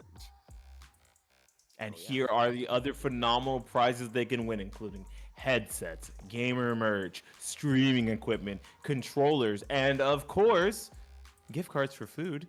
Who's not hungry? Don't you usually get off the game? Finally, you get away from your sweaty, sticky gamer chair and go pick yourself up a Chipotle burrito before you get ready for bed? This is the exact kinds of rewards that you can be looking forward to after earning some of these points here today. Yeah, absolutely. Hey, I won $3 last night in KOF, so all I'm going to say is currently looks like SFX as well as Street Fighter 6 kind of has the prizes on a much better point. Yeah, I won a $5 Yu-Gi-Oh money match the other day, and I immediately spent it on Taco Bell box. I was like, yep, this is the life. I said, hey, I got $3 extra. I went to Humble Bundle, and they were selling board games for like $55. Ended up with like $85 due to shipping, and definitely evens itself out, right? Yeah, totally. $103 to $85. Yeah. What's the difference? You know, money is meant to be spent, and games are meant to be jammed. Hopefully, we'll be seeing some more games jammed for these prizes tonight. Remember, if you win all 6 weeks of Street Fighter 6 or any of the XFX online brackets for the Season 1, you will be potentially qualified to use all 1,800 for the flight, hotel, and admission to the offline XFS event in 2026. We are still waiting on an approved date. Yeah, and an approved venue. I'm really excited for that. I was really bummed when 2025 fell through. So, obviously, it's in Texas. So, yeah, close to me. I'm gonna be there. I'm gonna try to be there. I use every excuse I can to get out to Texas. I get to see college homies. I get to see, girlfriend's family and stuff. It is my best. Jewelman, stop saying laughing at offline. I'm gonna find you and rip you to an event one of these days. Yeah, I don't think this man he doesn't know what offline is. He's like, I have to leave my house. No, I don't. I'm just gonna keep playing in these online brackets. These are great. Yeah. To be fair though, I wouldn't have it any other way because I love seeing a consistent name no matter what freaking thing I show up in. That's true. He is a pogging at offline, not laughing at it. I respect that. Hey, offline is what kept this community alive for many generations. Before my time, before the great time of actually having an Xbox 360 to play these games, you actually had to go to an arcade. Luckily, I'm young enough or old enough, oh shit, I'm 30, to remember local arcades, right? There was 2 local arcades in my city. One had Soulcalibur 2, and the other one had Marvel vs. Capcom 2. So I was walking between 2 different malls trying to figure out who I could rinse on what cabinet. Whenever it was bring your own quarter, you could not get me off that Soulcalibur 2 cabinet, baby. I don't care that I was 11 years old. You're gonna have to pull me out of the venue. Soulcalibur 2, a super sick one. We still have a local that actually runs it out here between here and Tampa. Really sick plays out there. Yeah. I love that they do that. I believe they're running Soulcalibur 2 at Frosty's as well this year. So yeah, Soulcalibur 2 is a big game at Frosty's along with the other 3D fighters. Frosty's has been really holding it down for 3D fighters, and you know, I realize we have something on our screen that we haven't talked about in a little bit, and we should be holding it down for that as well, guys. Don't forget to hold it down for this Matcherino. It's 25 free cents to the competitors just by signing in with the orange contribute button and hitting claim code, the blue button. If you haven't done it yet, please remember to do it. There's 22 codes remaining. That is free money to these competitors for the sick matches that we have been seeing tonight. Absolutely. And because we just have a couple of codes left, if you've already done your part, please feel free to send this off to one of your friends, one of the billions of Discords that you're in, or whatever you can to support this stream, and just have them, you know, claim the code, or maybe just come out and hang with us in the stream. This is top 8. This is going to be some of the best Street Fighter 6 of the evening, and I am so ready to see it get started. Absolutely. We're just hopefully waiting on a couple more players, hopefully not too much longer, to finish up those last few matches so that we can get into our top 8 matches. We got some good ones coming up here. We were talking earlier about winner side matches because they were already finished up and done. HereticMAGICMAN versus Jimmy DR. Other than Jimmy just being a phenomenally strong player and being very difficult to beat into, I am so curious how the Sea Viper versus Marisa matchup is, because it sounds terrible. Yeah, that sounds extremely explosive and not the way you'd expect, right? You expect to see Sea Viper being the one doing all of the kinds of pressure, but Jimmy DR is really good at making people scramble. And if you have to scramble on a character with high execution, you might be the one making the mistake and getting blown up for it. Marisa is a higher health character, so not going to be one of the characters that Sea Viper is going to be two touching constantly. It's going to be an uphill battle. Even if this character is new and harder to understand right now, I think Jimmy DR has the skills to hold this character down and maybe even force a character swap from HereticMAGICMAN. And then, of course, on the other side, we got JohnnyTheFlash versus Rookie. We haven't got to see Johnny play yet. I have no idea who Johnny plays. Yeah, I hope he's been grinding ranked games as he was waiting for these matches, because I feel so bad that all of his opponents have basically shot themselves in the foot. They have not showed up. That is the crux of offline tournaments. Yeah, his aura. They're like, his aura keeps them away. Yeah, his aura not his stench, right? Luckily, this is not an offline, so he doesn't stink. It's just his aura. He's going, dude. One phenomenal, but against one of the best players around. Rookie is been menace. He's been showing up on stream plenty, so there's no surprises here. Wishing him the best. I think it's Kimberly versus Luke, but we will find out. And then on the loser side, we're gonna have Q and Jewelman and EC, who we saw earlier, versus rufianMX. So all of these players we've seen play today outside of Jimmy, who is one of our Xtreme bosses. So if you've been around the block, if you've seen a couple of these tournaments, you'll have seen Jimmy before. Johnny and Q. Q is the only other player we have not got to see play. So now our full top 8 is hashed out, and we are ready to start jamming these matches and watching these players get a couple rounds on each other. Could go anybody's way. I mean, my guess, statistically, I would say we're looking at a winners finals for Jimmy DR versus Rookie. Yep. Yeah, which is like a super classical match, very season 1 energy too. Oh, honestly, early season 1 energy as well, with Marisa being so powerful before people were really like aware of her frame traps. It was just one of those new characters that just stood out a lot versus the menace that was Luke. It's still very strong, just not quite as insane. Yeah, I used to say that this was like the white man army game, and I say that non-derogatorily, because top 3 was almost undisputed, you know, Ken, Luke, JP, and it's like, oh wow, there's no melanin in this top 3. That's kind of crazy. And if you look a little further down, like Guile was probably like 5th, and it's like, oh, okay, oh, look at that, another one snuck in. I can't forget the $1 million character showing up with Jury. Yeah, the Korean girl takes it. You know, you're like, oh, look at what a racist game. It's all white dudes running it, and then boom, Uma just shows up and he's like, let me guys show you the power of K-pop. He truly changes. Yo, he might have just spawned in that new Demon Hunters show. K-pop Demon Hunters. I believe that was just him. They were like, yo, that Yuri character looked kind of cool. We should make a show about it. God, if only. I think we've had Street Fighter movies, and I think we've even had a little Street Fighter animated show. Those were really old though, so something more modern to get the kids hip and into Street Fighter would be neat. Yeah, I mean, we have the new one coming out with like 50 Cent showing up in it and stuff like that. That'll be a wild ride. I'm hoping it's just bad enough that What did I just hear? I'm sorry. Did you say 50 Cent is gonna be in it? Like the yeah, like he's gonna be rapper? a boxer, if I'm not mistaken. He's gonna be Balrog? Yeah, he's Balrog. That's okay. Interesting. Yeah, I'm trying to find words for it, and we'll go with interesting. That's it. That's the word. Yeah, I believe it's Legendary producing it. So they also produced the Monster Hunter movies. So my expectations are very, very, very low.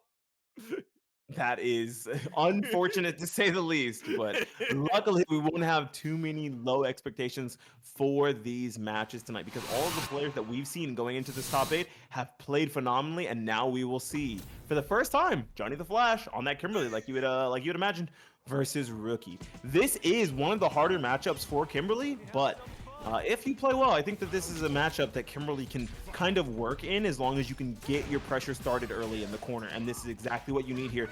Getting these pressure sequences that lead to the corner into that can setup, but immediately understanding the mission critical. You cannot be in the corner versus Kimberly with can, using that DP to get out. Yeah, definitely playing like they've been locked in a cage for an hour plus here. They might have been. Oh, I like that. Not going for the throw there. That would have actually been enough to take it, but now stuck in the corner here versus Luke. All right, what's the mix? Ooh, a delayed jump there, trying to get Johnny to flinch, but not the player to look like it. Unfortunately, doing the double parry, losing a ton of bar, but sliding back in, finding their own pressure. Oh, yeah, trying their best here not to get burned out, so just going for a lot of staggered pressure. Yeah. And once again, that is one of the best recent Kimberly changes, is that crouching heavy punch and the stand heavy punch lead to real holdable mix-ups off of her run stop, right? You cannot press a button, you will get counter hit now.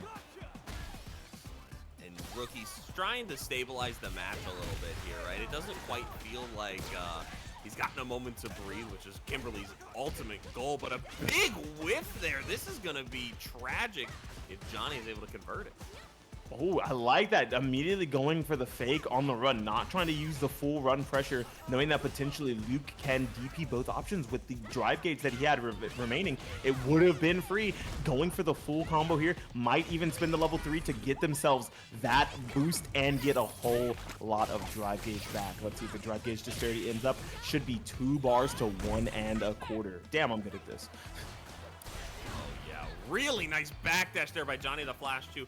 You know, just buffering, sitting here waiting with that Tatsu to try and catch them jumping. But Rookie smartly getting out of it here. Ooh, but that should be enough to take it here.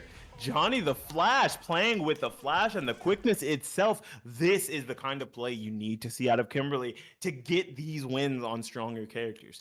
Using all of the mental stack pressure that Kimberly has after losing mission critical, right? You always expect Kimberly's best wins will come from getting him in the corner with can. Rookie didn't let that happen, but the neutral game played in the center of the screen for Johnny was still phenomenal to take that first game. Let's see if there's any adjustments for Rookie. Yeah, right now it looks like he's really respecting the space, getting those full confirms on his combos as well as helping to. Oh my gosh! They call it the footsies, and they weren't playing. That crouching medium kick hit him with it 3 times. It's a beautiful way to keep that pressure going. Expensive start to the round here, but Rookie always able to find that meter back. Not only find the meter back, but maybe even take some of this meter in response, not getting too much meter disparity. I like the check out there, not going for the chop, instead trying to get a mix up here, but Johnny not able to close anything out there. Ooh, nice, good whip punish. Yeah, that was a beautiful check. Not a lot of people will remember that that's punishable when it's not charged. Yeah, and you get the jab, but because you only get jab, you have to immediately remember that after jab, you get 4 additional frames because you're in punish counter state for your opponent, and capitalized off of it, but getting that immediate turnaround and Rookie taking this game 2-0. So now we're in a final game situation, and it looks like there was a lot of adjustments there on the side of Rookie, playing right outside of some of those ranges where Kimberly's best buttons are going to happen. Let's see if there's an adjustment back. Yeah, definitely felt like a little bit of a lock-in for sure. This is a scary bracket to go down in loser side with so many monsters hanging out down there. Honestly, I think winner side is just a little more comfortable, and everybody wants to have that little safety window. Yeah, you never want to be in shark-infested waters with 1 life left. You can think of a fighting game tournament as a video game where you're playing against, it's boss rush mode and you only have 2 lives. The entire bracket is boss rush mode and you have 2 lives. And right now they both still have 2 and they're hoping to keep them here. And it looks like Johnny was not able to get the trade combo that would have led to something big, but here comes the big punish off the stand heavy punch. Let's see if he's gonna go for corner carry here. And he does. Look at that push into the corner, into the stand heavy kick. That is plus the overhead. One more mix up potentially here. Oh, actually got the counter hit, but didn't want to confirm it now. Rookie, both playing very patient here, respecting the fact that their drive gauge is low. But Johnny's going to spend that extra bit to keep it going and find the throw. And they're both in burnout, going for the level 2. If he pressed the button here, he is dead. Oh, unfortunately, trying to get that meaty setup there, but Rookie will not stand for it. Yeah, I think what needs to happen there was a level 2 retort on the side of Johnny, because Johnny's level 2 is Kimberly. So you actually get to dash back through the air. You make the level 2 whiff and get a level 2 your own. Another phenomenal whiff punish with that standing heavy punch, doing a great job using that as a stopgap solution to stop Luke from pressing too many buttons in the close ranges. Ooh, nice check there. I believe we're going to go for level 3 here. Oh, no, we're spending. Yeah, level 3 here. Not even going for the chop first, right? You can actually chop there if you have proper timing and then use level 3. Didn't want to risk it. Don't want to drop the chop. Immediately going in for the level 3. Almost close enough to just take this round completely. Very scary here. You know, I really like this option. Go for it. One more mix. Quick. And getting the cross up, pressing that button there, and it was enough to pull Rookie out of the corner to lead to the cross up. This is a final round situation. This could be a huge upset on the side of Rookie. JohnnyTheFlash looking like he could do it. This is the Wonder Kid right now, 15 seed versus number 3. Yeah, truly has like the mix game for it. He's finally been able to shut down Rookie's essentially immediate presses going for those anti-airs, but now this is where Luke shines. This is the grounded pressure that this game has reflected on, and he reacted. Amazing. That was really good. Using level 2 as well, not just the level 1, something that could have potentially lost because it's a little bit slower when it comes to anti-airing. So now he is still in burnout, able to press out here. Both of them staring each other down. The patience. There's only one more mix up here, and now you've got to hold real pressure, expecting him to maybe try to go in for a throw bait there. Doesn't get it with the standing heavy kick. And that could be it. That is going to take it. Rookie putting himself into winners finals. Winners semifinals, or is that winners finals? That's winners finals. No, you got it right the first time. You were absolutely on top of it. And Rookie, that was really close. That was a lot closer than yeah, Johnny was looking great. That was a phenomenal showing of Kimberly. The kind of pressure that you really want to see that makes Kimberly look like a top tier. Yeah, no, for sure. And regardless of character choice, I really think like the player himself had a really good idea of how to like navigate the matchup. Yeah. He was super aware of like the options Luke had and the way Rookie wants to use them. So absolute props to that. I gotta write the name down. I have a funny feeling I'm gonna be seeing them again. Yeah, if we're not seeing them again, it's because they didn't enter any more brackets, because that was a great showing against one of our players who is very likely to just completely win this event today. And has won many before this.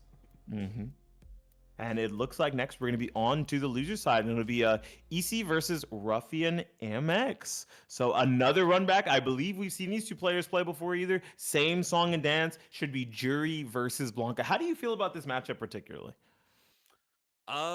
It's interesting because the way I think we're actually looking on the screen. We'll talk about it when we get to it. Oh, we actually still have the other. We actually still have the other winner's side. That match was so good. I forgot we had another winner's side match.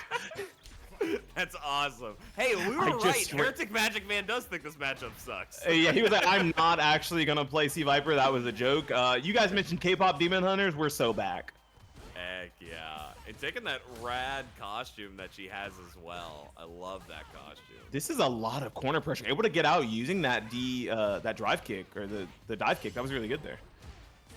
Not going for the back throw, but still able to get a lot of pressure here, immediately going in with the low. It looks like Jimmy DR is just on top of everything that HereticMAGICMAN wants to do. Oh, except for these overheads getting chunked here, taking them towards the corner. But, oh, a little bit of pressure gave it off. I think Heretic should start pushing that offense right now. Yeah, especially knowing that they have three Fuha stocks. There we go, spinning all three to get an extended combo here. Rebuilding one of the Fuha stocks. Not able to get a punish on that, expecting the second hit. Both hits are punishable, but you have to know which one is coming because there's not a big window to punish either. But HereticMAGICMAN taking that first round after it looked really rocky at the start, being stuck in the corner. Yeah, the moment they found their footing in that ring, they were just able to confirm it time and time again. Looking for those stocks back up once again, but JimmyDR, I mean, he doesn't earn this legend rank for nothing. We're bound to see some more fire. Yeah, one of the strongest players in the world, Legend 388. For anyone who's new to Street Fighter or new to competitive Street Fighter and doesn't know how that works, Legend is the top of Master, and when you have a number, that means that is your ELO number on the leaderboard. This is the 388th best player in the world. Currently, I think it's HereticMAGICMAN is it regional? I think it's Good. regional. So that means 388th in the North American area. Yeah. That's still relatively good. That's still nothing to scoff at. This is a player of high caliber playing against HereticMAGICMAN, who is in high master and did really well for himself in that first round. It really looks like he has a handle on this matchup significantly better with Jury than he would have with something like C-Viper, baiting out a lot of these parries, taking the jump-ins when he can get them, and going for the pressure sequences off of these low projectiles. Very nice pickup by HereticMAGICMAN. Chat is flaming us because they just restarted the ranks, and he literally just went up to 391. Oh, that is so fun. No, that's down. No, that's down. That means it's because he's playing in a tournament, right? When you think about it, that's actually really sad to think about.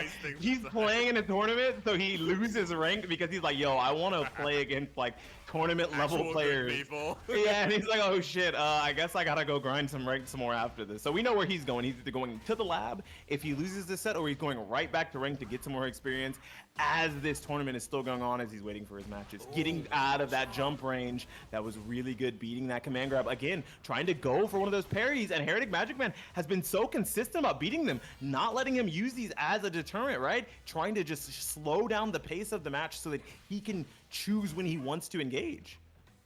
Yeah, finding the moment right now, and you can see Jimmy just backing off, wanting to give as much space as possible here to give them their full bar back, and they've been able to earn it here. I don't think we want to spend the level 3, but we definitely will to win this round.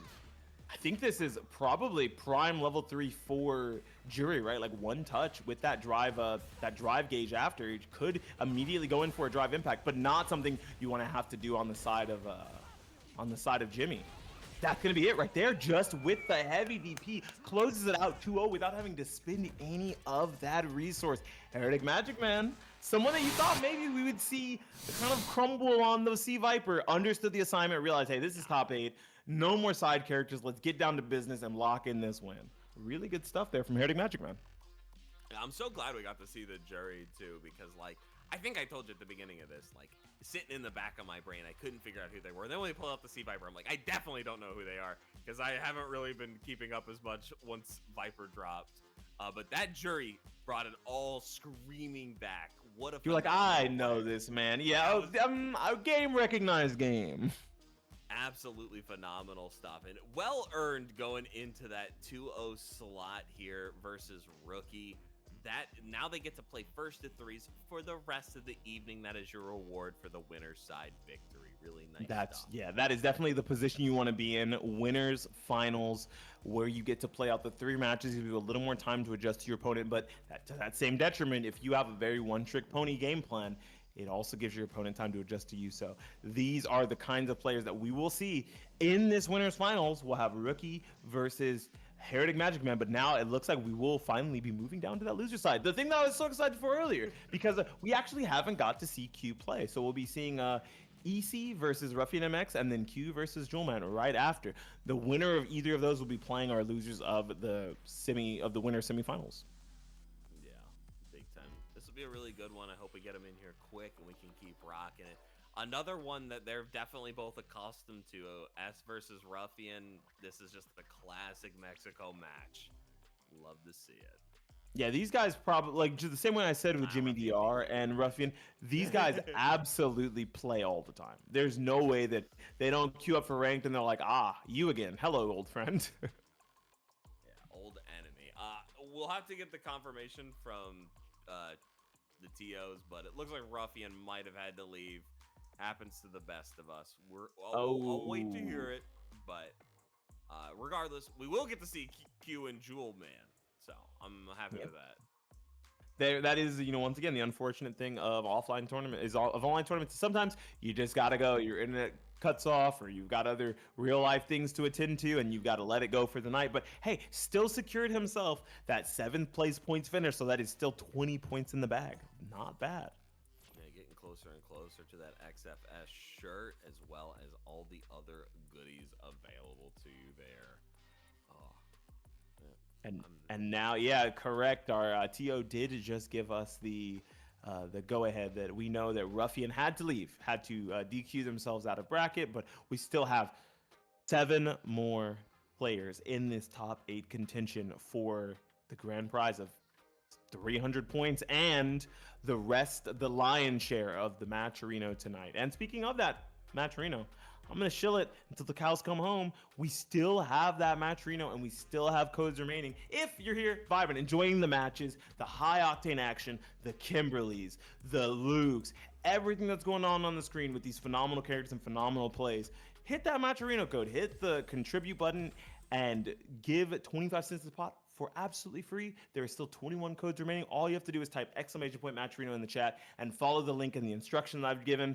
I swear it's so easy a baby could do it. If you've got a couple friends who like fighting games and want to support as well, throw them the stream, tell them to hit the Matcherino, show up, just hit the code, and maybe vibe for the rest of the night. Enjoy these sick matches coming up, because now we're gonna have Q, who is on my Shiranui. Did I just see another orange? I do see another. What is that name, brother? Come on. Well, hey, at least their tag is a little different, so I don't have to call them that. Hey, I'm calling him Q. I am not calling him that. I'm never calling him. Oh, and he's done the uppercut. His name is Q. Q with the phenomenal uppercut, very easy to get access to in something like Modern, and that is one of the strengths of playing Modern, is it makes some of these reaction checks significantly easier. Let's see if they have the chops here to take out Jewelman, who I don't know if he's one of our Xtreme bosses, but he is one of the more stout players we have here tonight. He might be an Xtreme boss. He is.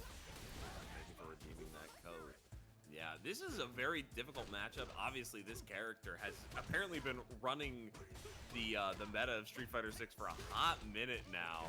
Oh my gosh. Oh my gosh, the full chip out, not allowing Q to press anything there, right? Really needed to just spin that level 1, didn't want to because of how much that bar means to Mai in later rounds, right? Spinning it that early in round 1 would have felt awful, but now using it in round 2 to secure some of those stocks, and now all we're gonna do is potentially try to fight our way to this corner, but Jewelman already has the install and is 100% in charge of this match so far. Strong showing right now. He's about to have that level 2 available. It has to deal with all these fireballs underneath him. Great block on the instant overhead from that was a great block, and unfortunately putting themselves into burnout versus a character with such phenomenal long-range chip out options. So this could just be death if they cannot stop the hands. And oh, there we go, using the level 1 this time. And understand it's missing critical, right? You can't really hold on to the meter any longer. That is a level 2. Level 2 absolutely goes through fireballs. Even if he was able to block it, did not have enough time left to get back to that drive gauge. Jewelman will take that first game 2-0. Bit of a wild one, right? Like, it never really felt like there was a moment of peace with Jewelman picking great options through and through, as well as Q kind of, I won't say autopiloting, but using a lot of unique options. But we have a little bit of a more standardized setup here, right? We're seeing Mai go in the backdash from Jewelman. That was an amazing backdash into the immediate Ocho throw, but waking up with the DI, seeing the button that generally is going to be meaty and going to be safe, but is not safe to DI. Really good stuff there. Potentially could throw a loop here or get a burnout situation. Ooh, I like the DP check, and that's so great because remember, Q's in Modern, which means it makes it really easy to check someone trying to neutral jump out that way. Absolutely. Yeah, it's a great way to keep that pressure going as well, and able to close it out and get the victory for it.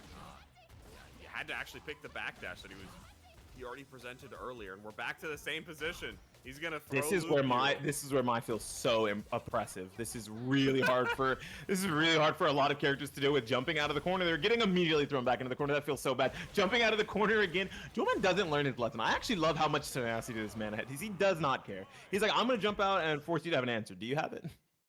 Yeah, that was is arrogant a mean turn? Because like he really just picked the same option and had it work time and time and time again. We just got to stay out of the corner. I think we have a great chance here against Q. Oh, nice. Already pushing towards the corner here. Again, the same situation we've seen, but now this time with the fan. I like it. Trying to call out him pressing buttons or trying to jump out.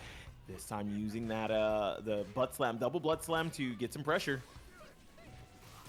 All right. Yeah, great fan toss coming in from Q there. Going to be able to take a little bit of that pressure off of himself. We do have the level 1 activated, and this is modern. Doesn't matter. Still no reaction to it. I don't think you'd want to spend it here, right? Because you don't die to this. Even if he has level 2 on deck, he doesn't have level. That is a safe jump. You cannot do that. Oh, jewelman kind of late on the punish there, but hey, still able to close it out. Really good stuff, holding that composure, not holding his head too low after he misses the punish. Keeps composed and takes that first round of game 3. Yeah, a little slow in the punish, but still finding the final moments. That's a jewelman special right there. But Q getting a chance here with that punish counter. No big confirm though.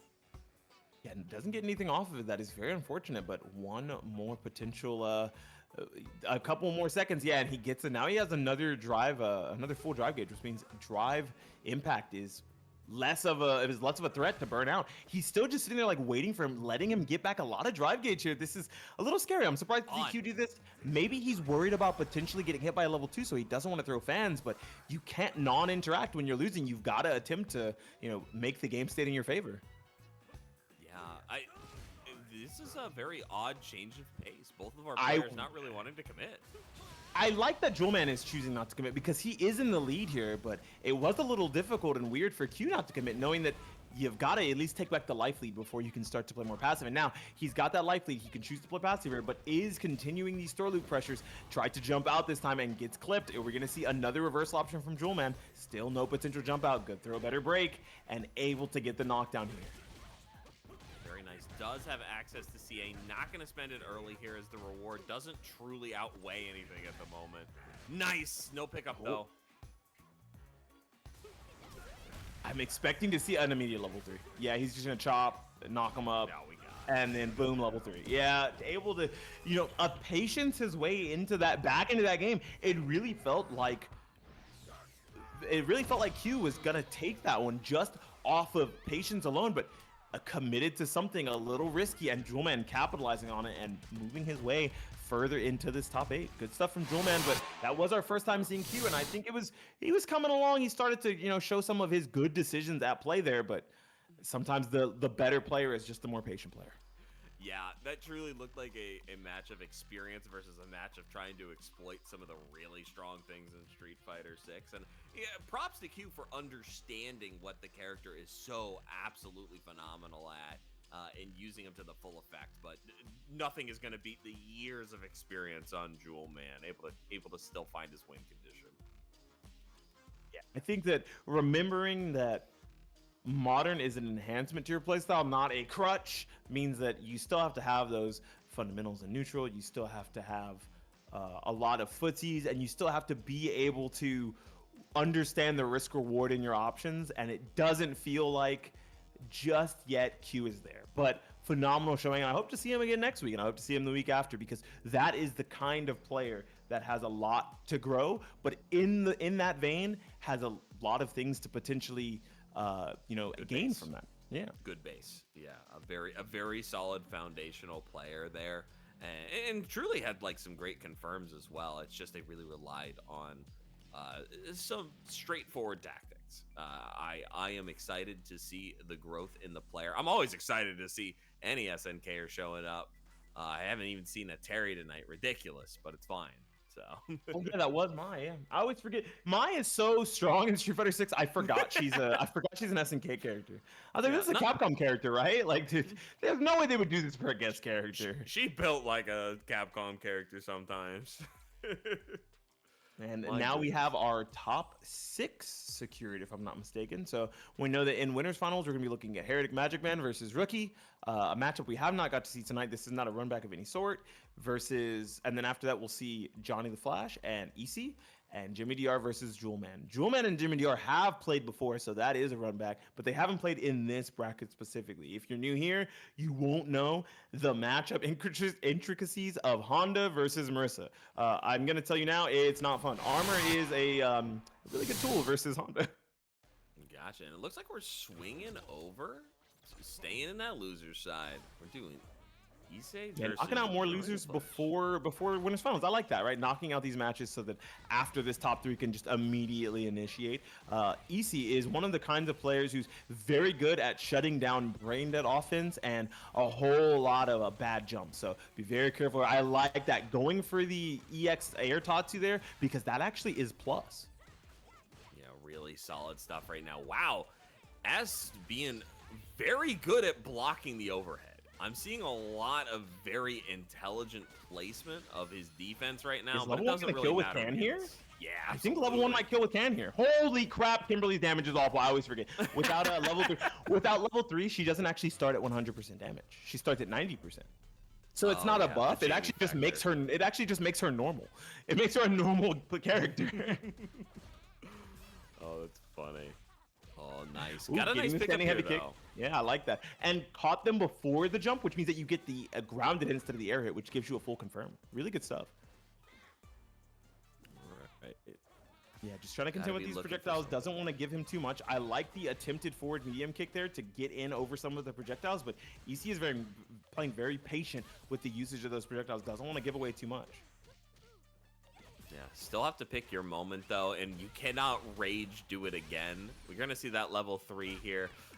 Again, Kimberly damage, but maybe. doesn't want to drop the chop. Might have been able to kill if he did chop here first, but he's actually like, oh no, I think chop might have killed there. Uh-oh. And this is definitely not the position you want to be in. That crouching medium kick from Jury is a dangerous tool, but able to block it twice to make sure that they didn't immediately die to a confirm off of that into level 3. And JohnnyTheFlash, once again, looking really strong here. Played our, second or third seed and looked great playing the 7th seed now. Let's see if they can continue this phenomenal run through the top 8.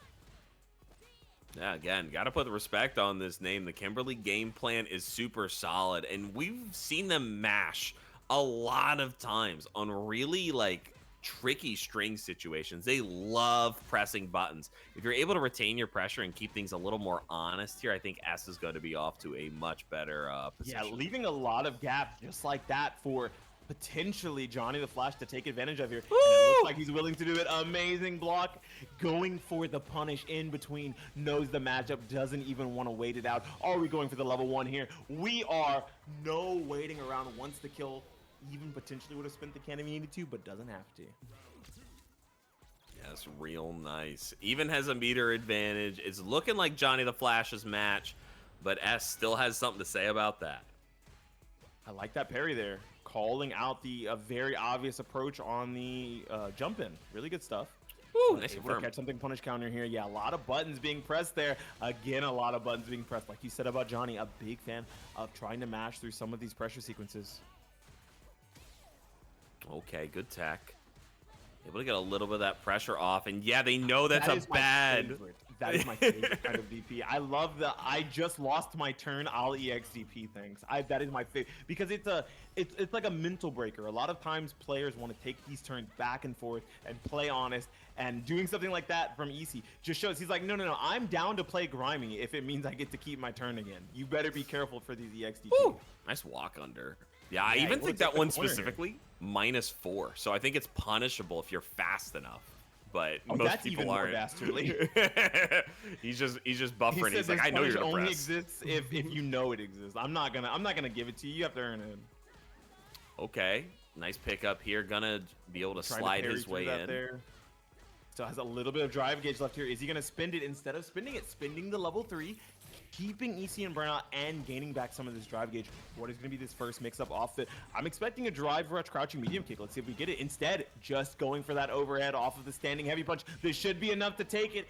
JohnnyTheFlash is moving further into this loser's bracket and knocking out Issei, our 7th seed. Yeah, one of the legends hanging out around here for sure. I love it when the Flash is taking out the villains. This is real nice. Yeah, doing a great job. And with the quickness too, his name matches the energy. We gotta give him that. He's got a whole vibe to him, for real. He said, "I wanted to play some matches," and he finally gets to play, and he's like, "All right, we're warmed up. It only took me 2 matches, but we're here. We're ready to." Next person, you're getting stomped. It's over. Bro, did you read Jewelman's like he's not even warmed up yet. He's only played 2 matches. That is the worst part. Is that like he's not even able to play? He wasn't even able to play most of it. I'm so sorry, my man. Oh my god. But even still, great stuff to S. Putting on a show as usual and having some great confirms in there as well.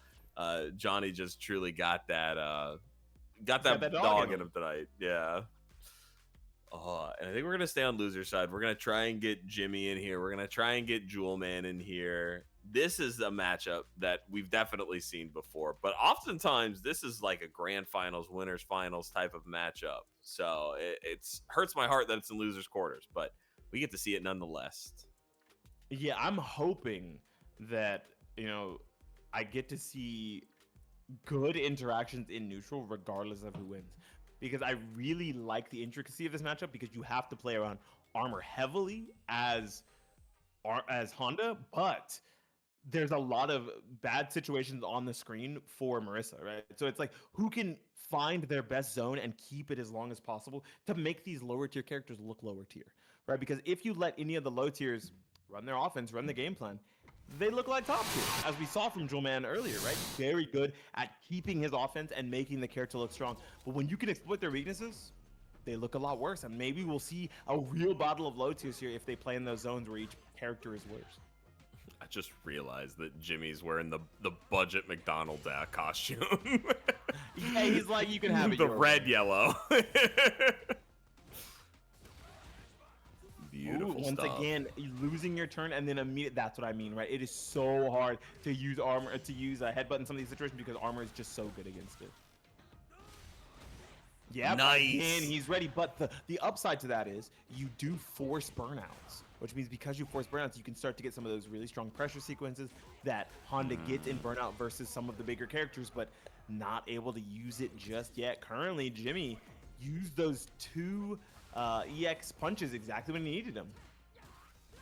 Yeah, great stuff here, dragging him all the way to the corner with a little bit of extra health, using that Superman punch. And the jump over, and gets a full confirm here. This could just be death. This is a big lady. She does big damage and big death coming to Honda. Really good stuff from Jimmy there, closing out that first game.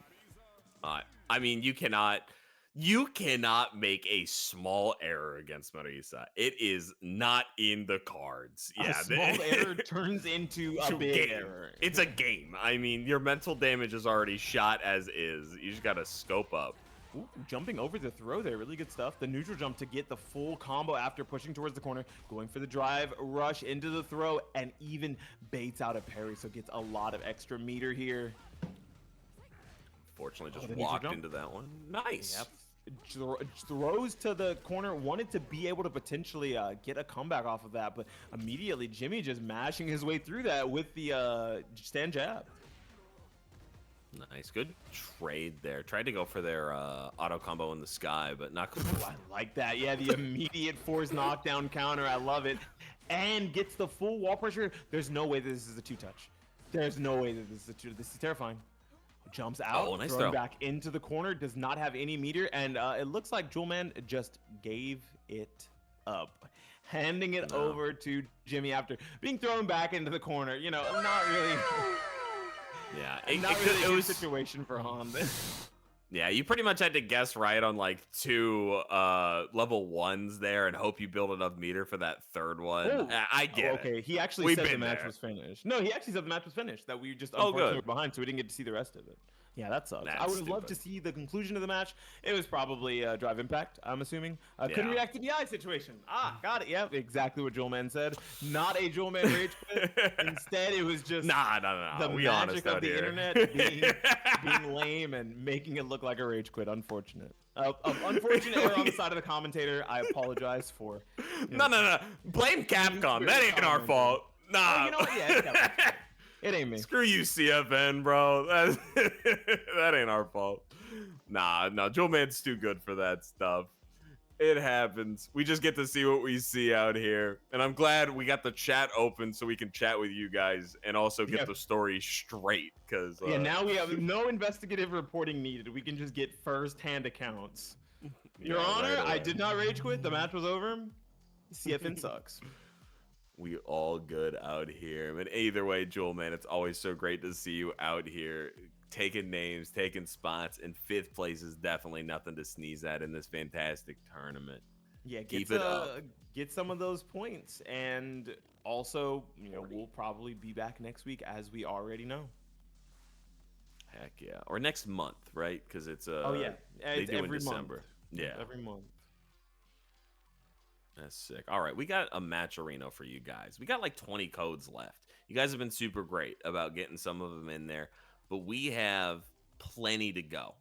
Can we please finish this up so I don't have to talk about it anymore? All right, that's good. Use 18 codes. Just get your 18 closest friends. I'm sure you guys have friends, right? Like, I'm not gonna pretend like all gamers are lonely. You guys have some friends, just like 6 of you. Grab like 3 friends each and put in some codes, and look at that. We're all done. Yeah, I'll even do it. I have friends. Let me post this. Exactly. Yeah, one of my friends. Shout out to my friend in chat who put in a code. I won't dox them because they used their Twitter for some reason, and I didn't know their last name until the last time they did that. All right. Boom. Look at that. Our fellow commentator messaging his friends, "Hey, use the Matcherino codes or else." Please, hitting them with the please as well. That's how they know I'm serious, because I'm never nice to them.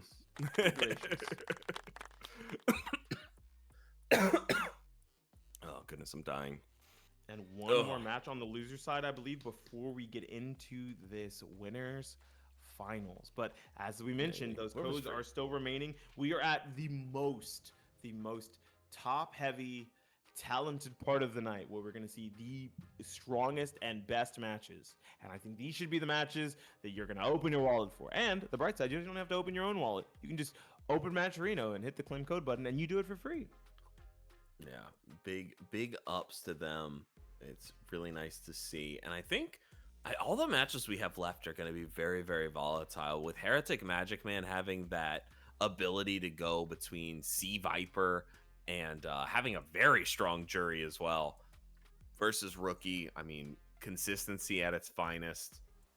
We got JohnnyTheFlash, the absolute upset right now of the tournament, having such solid neutral pressure, being able to press in very smart spots ignorantly. Is that good? Way to describe that. I think that is exactly the way to describe a good Kimberly. Right? Yeah. Being able to know when to disrespect, because once she disrespects and is able to get her offense started, she looks like a monster. But she's a very feast or famine character where sometimes it doesn't work out, and we're gonna get to see how well that playstyle and game plan works out. Oh, we're doing the winners. Yeah, we're gonna swing it to winners. All right, swinging up to winners. Heretic on the Sea Viper again, not using the jury yet. Yeah, I think this matchup is probably a little bit better for Viper. I mean, if anything, it's at least new. So let's see how much Rookie has played against this character. But whiffing a DP is definitely gonna hurt. Ouch. Yeah, she hits hard.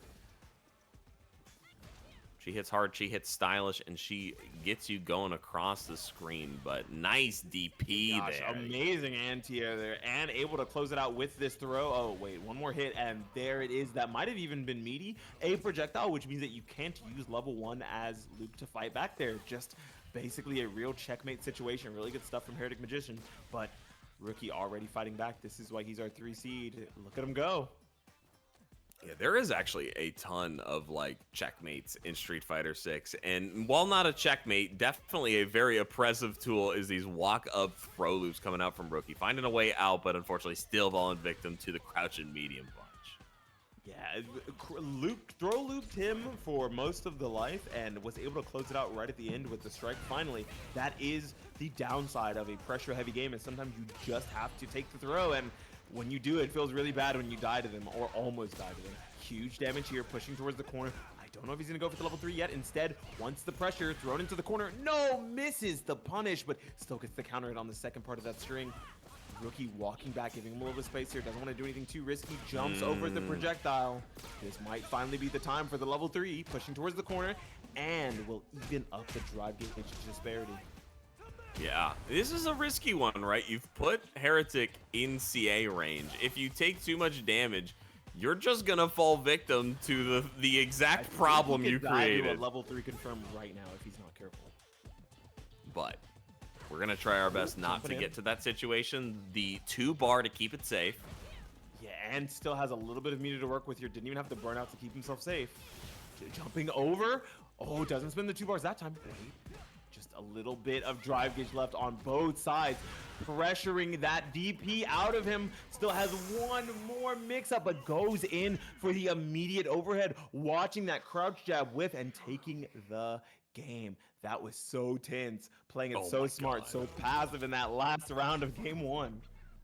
That was crazy stuff. I think he thought he had that 3rd bar so he could do the follow-up on the DP, but unfortunately not gonna have it here. Wow, really expensive round start for Rookie, but off to the corner we go. Back throw in the corner this time, yeah, and has a huge drive gauge lead here. Hey! Ooh, I like the jump out there off of the projectile, but not able to punish the DI because of it. Yeah, but still doesn't get hit by it, so respect. Oh, no DP. That's the first one we've seen him whiff. I like that, trying to call out the DP from Rookie there, but loses a lot of life for it. All right, looking for anything here. Nice anti-air. We're going to take him towards the corner, but the mash on the side of Rookie into the level 1 here is going to be enough to take a game. But this is first to 3. We have a good opportunity, even if we lose this one, to bring it back. But, you know. Ooh, able to jump over the overhead there. Really good stuff. Looking for anything here. Again, nice. spending so much of this meter and immediately getting smoked on it. But, hey, pressing out of the corner and jumps out there. I like that, using that just to reposition and take away the corner from HereticMAGICMAN. But now, one hit potentially away from using this level 3 to close out the round. Jumping through. Really good stuff. Calling out the other side button. Ooh, no, blocks the overhead, but doesn't get the cross up. Ridiculous. About being in burnout, no more parry. Would have had to just try to DP on the other side because that is an airborne button. So you have to cross-cut DP knowing they're going to go to the other side. Very scary. Not quite enough distance on that crouch and heavy kick there to keep Heretic away from death. That crouch and medium kick is plenty good on the side of Rookie, as well as his jump and medium kick, able to knock her out of the air. Let's see what we can do. Toss him back to the corner. Let's go. Oh, and the feint. I like it. Not going for another DP. That's the second DP we've seen him not go for, but it might be for other reasons, right? Holding on to some of this meter, forcing the burnout on the side of Rookie. This is the kind of character that can play well in burnout, but only if you can ever get your pressure started or stay on defense until it comes back. Currently, HereticMAGICMAN is that was, you know, I love the idea that man just walk up. I love the idea that you can't walk up throw a good player because they're too good and they'll hit you. And then sometimes you have the respect of a good player, so they stand there and do nothing. Oh, man. That was golden. Nice. Great block on that overhead, but he is still +1. Oh, my goodness. Using this level 3 plate so efficiently. Burned out 2 times in the same round and was still able to close it out with solid defense from Rookie. I gotta give it up.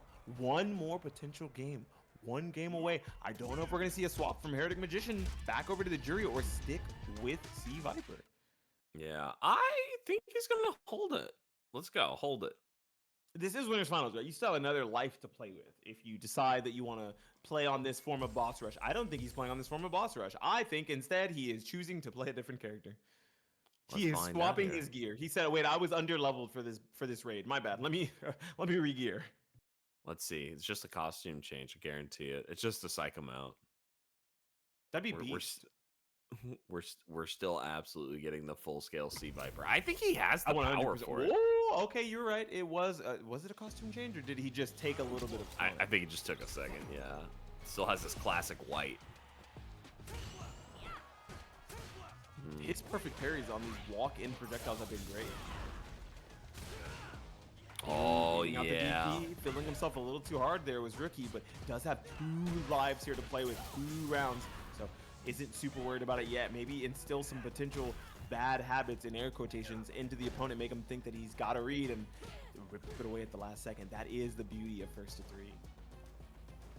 Yeah, off to a solid start here. Great cross-up button. That was a super deep cross-up that I did not expect to hit. I'm not gonna lie. I thought he whiffed. I was like, oh, that sucks. He just, oh, never mind. Back of your head. Nice dome. We're getting a strong start here from Rookie. We haven't actually, despite the 2-0, it's really been the Rookie show. Close, yeah. Yeah. He hasn't quite gotten like the Luke round, like that one round where it's just everything is Luke's way. I feel like Rookie has played very honestly so far, but we got to start weathering this storm, and it's going to happen at one point. Oh, was trying to see if he would jump out. That's why he did the feint, but it didn't work. Now puts himself in the corner, going in for a cross-up. This time actually jumps it. A level 3, that seemed a little, excessive. Yeah, not even just excessive. I think it might have also been a misinput, because there's no reason to level 3 there, especially if it's not a confirm. Still alive here, and gonna have to potentially deal with burnout. Yeah. Oh, the level 1 that he held on to. And I ridiculous. think you had to have been just mashing it there, right? You have to just be pressing that because you have the meter. He held onto it on purpose for a reason. I think it was that reason exactly. Yeah. All right, mashing onto the floor here. Oh, had the armor, but catches him with the DI? On the other side, yeah, that was a really long-range DI, walking in just a tad before using that DI to catch him. Really good matchup knowledge, even though this character is new. Pushed into the corner, but again, this time using that EXCP, and it works out. The level 1 burns himself out for this, but I think it might just be enough to kill level 1 here. Wow. It's not enough to take it for one more hit, and the DP on the walk up to call out the air float.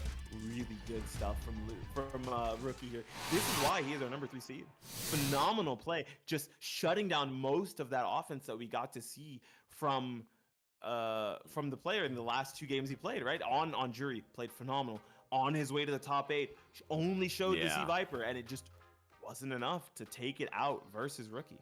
Yeah, I absolutely see the vision though, Heretic. I hope you really take this to heart that like that 3-0 was not 100% your fault. That was real nice.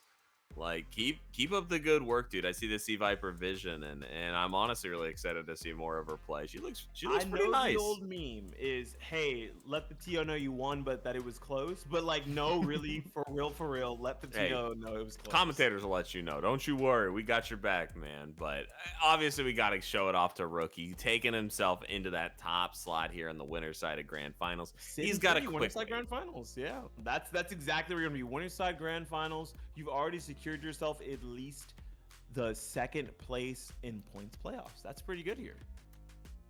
Yeah, you cannot complain with great results. All you got to do is one more first to 3, and even if you fall victim to it, it's just one more first to 3 against that same guy. Easy peasy. It's like you worked your way here once, right? And I think almost everyone in the top 8 would be people that Rookie has played before, minus Q. I think he would be the only one that we haven't seen Rookie play before, but everyone else at this point is people that have already played against him. So even if Johnny makes it back, Rookie's already played against Johnny as well today. Yeah, right. the Kimberly Extraordinaire that we got to see a little bit earlier. Yeah, nice. Probably pretty good to have that knowledge too, because that guy he's got a vision. It's pretty solid, and we just need him in that lobby so we can get him against Jimmy here real fast. Let's see who we're gonna have next. I believe it's gonna be JohnnyTheFlash and Jimmy DR. Yeah, our loser semifinals, right? Yeah, it's loser semifinals into losers finals back into grand. So only 4 to 5 more matches for the night. I'm sorry, 3 to 4 more matches for the night, because if there is a grand finals reset, that is considered match 2. Yeah. Oh. It's been a great night so far, though. Thank you guys so much for hanging out with us for the whole evening, watching some Street Fighter 6, participating in some Street Fighter 6. We just want you guys to get in here, get this going, so we can keep watching these awesome matches that you guys have been displaying for us. Yeah, this has been great Street Fighter 6 action. Do not let all of those 2-0s and 3-0s fool you. A lot of these matches have been high octane, fast paced, and there's been tons of adjustments on both sides, even though the score does not tell the full story. Hey, that's what the tapes are for. You got to make sure you Review rewatch the this VODs, footage. exactly. Get on Twitter and yell at me for how bad of a job I did. It's, you know, the huge, baby. It's a good thing that I don't check Twitter often. So if someone was like, that guy Beanie was god awful on commentary, he said my favorite player was X or Y. I'm like, and your favorite player was X or Y. Go back and watch the matches and you'll see why I said it. Yeah, I will out myself with this. I do so many like art commissions on Twitter that I'm always, whenever I see a message, I'm like, oh boy, one of my artists messaged me back. And then it's hate mail like, from hey, some random. your commentary. It was awful. Don't ever do that. Hey, you know what you did last weekend? Oh yeah, commentary. Yeah, don't do that again. I stayed up all night instead of playing games to watch you play, but it's fine. Ooh, really nice anti from Johnny. So I think this is one of the matchups that I think Kimberly does really well in. I think that this is the character that boxes out the other low tiers very well. Right, so if you're, oh my god, and the air Tatsu on Oki, I love that. That's one of my favorite setups, especially with the EX one. You're +2 on hit. I mean, on block, it's really cool. Yeah, nice punish here from Jimmy DR. It might be too little, too late. Obviously, opting to do it the metered-less version here. No, you might be dead. Yeah, you optimized. Yeah. Oh no, not yet. But I'm wrong. You're fucking dead. Level 2 just takes it. Oh, level 1. Oh, wow. Oh my god, what a calculator. The calculator, dude. Jimmy. What a character. I didn't know DR was the model fucking, what are those things called? The Texas Instrument? He's just a DR calculator. He's a TI-84. I didn't realize. Game recognized game. I had to use those in high school. They were the reason why I passed. Jimmy, thanks. Yeah. Thank you for all your service, sir. Great stuff. Ooh, but Johnny fighting back here. Even though we picked a few risky options and eat some of those punishes, we're still going strong here. And I do like that now he hasn't been burnt out. This is probably the perfect time to have him stuck in the corner, even calling out the throw, the shimmy, and able to knock Jimmy down. Now we're looking at a 1-1 situation for this first game. And this is so important too, right? This is our last first of 2 of the evening. So whoever's able to take this has a lot of staying power in like the actual statistical values here. Those long-reaching normals trying to use that crouching medium punch to commit something here, but right now Jimmy just having to knock Johnny out of the sky constantly. Johnny jumping at him, but taking a lot of life doing so. Wow. Going that command throw, just a little bit of life left here. Jeez, Jimmy! One. Dude, he saw the blue activate. The double down is so fast. He's truly found just the most oppressive way to find those command grabs. And it really feels like he scared him into using parry more frequently, right? We didn't see too much parry earlier from Johnny in other matches and earlier in the game. And then that game 2, there was just, or that round 3 of game 1, it just so many parries. Ooh, misses the confirm, unfortunately, trying to go for the EX air grab. Yeah, just didn't get the EX. Hey, we've all slipped the buttons before, no worries. Yeah, especially if you don't use macros, you know, it happens sometimes. Yeah. Ooh, beautiful. Like the backdash there, walking back, trying to create some space here, does have the life lead, does not have to play into this Marissa game plan. Choosing that non-committal option too. He's really trying to get Jimmy to commit to something, but Jimmy is like, nah. I got 60 seconds to walk you down to that wall. I also love this because this is the right thing to do as Jimmy. You have more life to work with. You have more damage that you get when you get your hits. There's no reason to overextend and potentially throw away your drive gauge, but this could be a thrown away drive gauge anyway. One more hit. Oh, double back throw. Blocking it, taking that punish, -6 and able to close it out. Look at the patience from Jimmy. That's why he's one of our top seeds here tonight and an Xtreme Boss. Yeah, oh my god, no, the perfect 4-frame punish to exactly what he needed to keep it going. Expensive as crap, but we're good. Do we spend that level 3 here? That's the real question. Not gonna spend it yet. Instead wants to go in for a mix-up. Let's go at parry and blocks the DI. That's gonna be huge. Level 3 able to take this, and Jimmy is gonna be moving his way into losers finals. The Cinderella run of JohnnyTheFlash is over, but a Flash he was, playing fast and playing well. Good stuff. Finally got to see him play tonight, and it was 3 of the most high-octane matches we saw, but he is going to be sitting on the bench for the rest of the night while we let our top 3 rock. Yeah, no, that was... I mean, Jimmy is such another beast when it comes to Marisa. He has such an interesting game plan that isn't executed by many high-level Marisas, but it's literally perfect. He is always so on top of the player matchup. It is ridiculous. It feels like he's been playing against you for years. Incredible stuff. And Johnny, I only wish you got to play more matches because I know for a fact you would have won them. So yeah, thank you, and I hope you come back. Made his way into this top 8. I think he would have landed at the same spot. Like that was really good. Like it wasn't stolen valor, right? Some people are like, oh, you know, you had like a couple DQs, so like you only got your top 8 due to stolen. That was a well-deserved top 8 because the matches that he had within the top 8 felt real strong, so close. They were very strong, and I really liked the play, and I hope we get to see him again next month. Hey, with like 80-something points or whatever he just got for that, I hope he does. He's got to be fighting for some of these prizes. You got to come back at least one more time so you can get yourself a Chipotle gift card, you know, at the end of the season. At least one more top 8.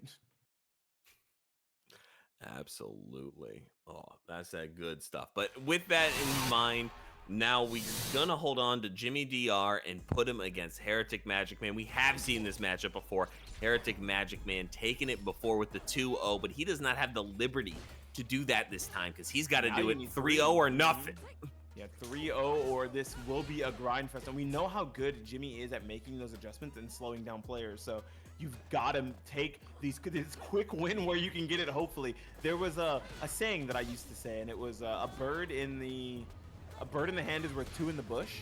And what that means is when you get that first win, it feels way better than waiting around for a second one. Right now, Heretic already has his win. He's probably not taking too much thought about this matchup. Jimmy lost, so he's got to think about getting his bird in the hand for the first time. He's probably thought about the strategies needed to walk down HereticMAGICMAN and take this game away from him. Yeah, you can already start to see the little more patient play coming out from the players, but Heretic is so good about finding those low opportunities, capitalizing on small little hits, and finding that great, thinking that he was going to go in for the tick throw there and instead jumping over with just enough time to still get a punish. Really good stuff from HereticMAGICMAN, but there we go. Jimmy getting something started in this early odds of round 2 of game 1. Ooh, I love that medium kick there, doing the frame trap so they can't jump out of it and still catching any like 4 frames coming out. Beautiful stuff, but we're going to need more than just single interactions to keep this jury on their toes. Yeah, this is scary, right? I think jury's normals really kind of box out a lot of what Marisa wants to do sometimes. Oh, okay, these are the same command tabs we saw him win with last time. Let's see if maybe he can make something magical happen off this in the corner, but currently it looks like this could just be a trip right into game 2. And it is gonna be, because HereticMAGICMAN is not throwing this one away, immediately spinning that level 3, more than enough damage here to close out the first game. Yeah, really solid stuff here. I mean, we saw this before against Jimmy. A little bit of just solid, precise play that MAGICMAN can do is really hard to deal with from Marisa. She really capitalizes off of tiny mistakes and little issues, as well as having so many great armored moves. So, my hopes are for Jimmy. I want to see him succeed here. Yeah, this is another potential upset if we see HereticMAGICMAN take it over Jimmy again, but currently it looks like Jimmy's doing a lot better over time boxing him out. Yeah, even taking a lot of those air-to-air trades just to keep himself out of the corner, but this is the kind of pressure you're going to need to be able to close it out. With HereticMAGICMAN, the immediate retort on the DP, not allowing any of this extra pressure to be mounted. You don't want that mental pressure when you already have it on the screen on your health bar. Nice. I really patient there. I could feel Jimmy wanted to do the Superman punch, and he just was like, hold up, he can DP this. Let me just relax. Let me wait. Let me do these jump A's. Air-to-airs back to back. Jimmy is calling out these air approaches in the safest way possible. Holy, what phenomenal play. Yeah, and that's kind of what it takes, right? Is you get your one big hit with Marisa, you do 6,000 damage, and then you're just like, okay, now time to play patient. A million cuts later. Yeah, especially with how much health she has to work with, right? So because she has more health than the average character, she can kind of do that nickel and dime once she gets her first big hit. A lot of characters can't afford to do that because they don't have the health to play with. Ooh, level 1. Huge damage here and pushes towards the corner.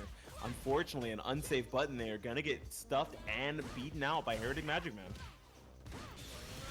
Beautiful here. Oh, bit of a misinput there, Heretic. Yeah. Oh no, doesn't confirm it to the level 2. Doesn't want to do the Tekken engine. I like that, holding onto it, because you could, oh my lord, potentially use it for something like a level 1 to check out in one of these bad pressure situations. And here we go. This could be one of those bad pressure situations you have to check out of. The block from Jimmy and the punish, able to take it. Something so smooth, something so simple. KISS. Keep it simple, stupid. Take those punishes where you can get them to close out games. Wait, did I hear KI? Hold up. Are we playing a good game? Wait. Wow, I do like me some KI though. I do like me some KI. Yeah, no. Really good stuff to Jimmy. Able to take his technical first win against Heretic in this tournament, but I don't think it'll be last. in their first set. Yeah. We gotta start finding our victories here. He can technically only tie it right now in the set count.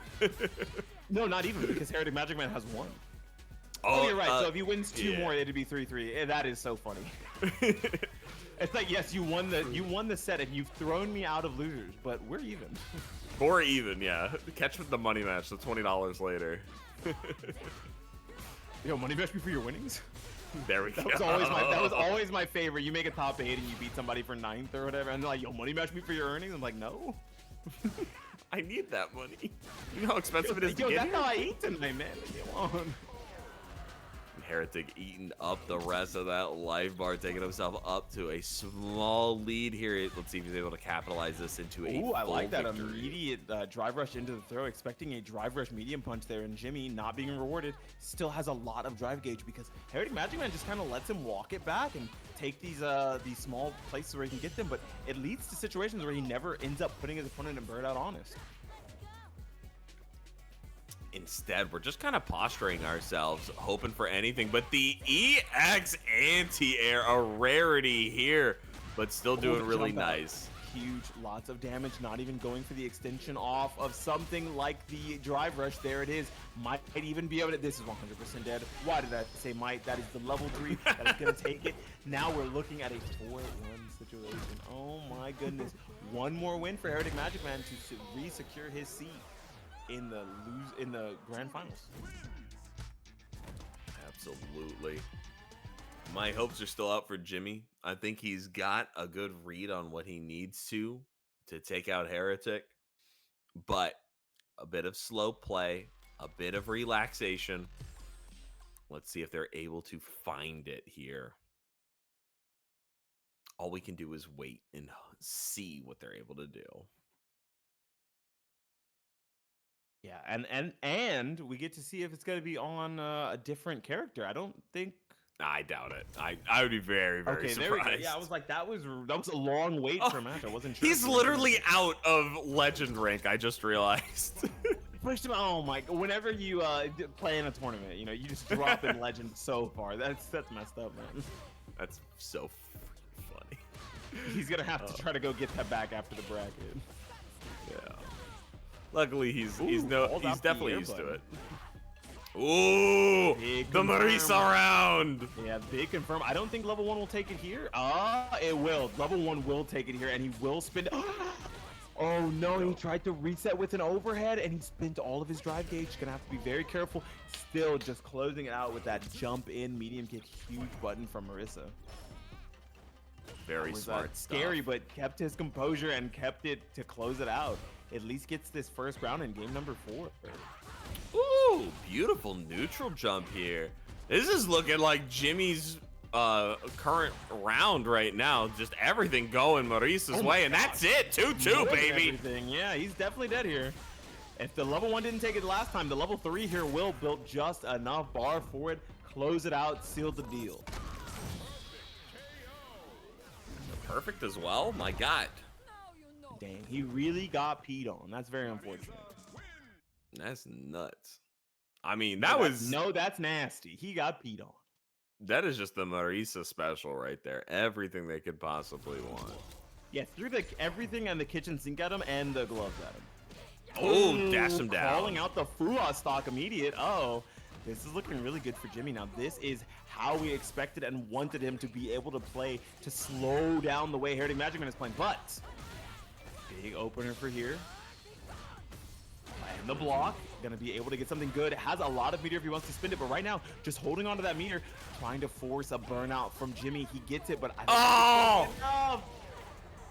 That's disgusting. That was really good. That was great, like calling out the whiff on the parry, knowing they just whiffed their normal. That's actually so nasty that like it's a meaty setup for grab. I hate that, Jimmy. Jimmy, don't have that be in the universe. The force knockdown into immediate DP. Oh, the jump over. Huge amount of damage here, but does not have a level 3 to play with here yet. So he might live using that level. I mean, that EX. Oh, level 2? This bad situation. No, I don't think you spin the level 2 here, but your next touch, level 2, could be a factor and might just kill. That's it. Even off of the low poke, immediately taking it. Jimmy running that back and making it look like he never lost in the first place. Jimmy claims his seat in the grand finals. Lose your side. Will we see a reset or? Yeah. Or death. Or death? Okay, I mean, yeah, that's what. Yeah. No, I was just gonna.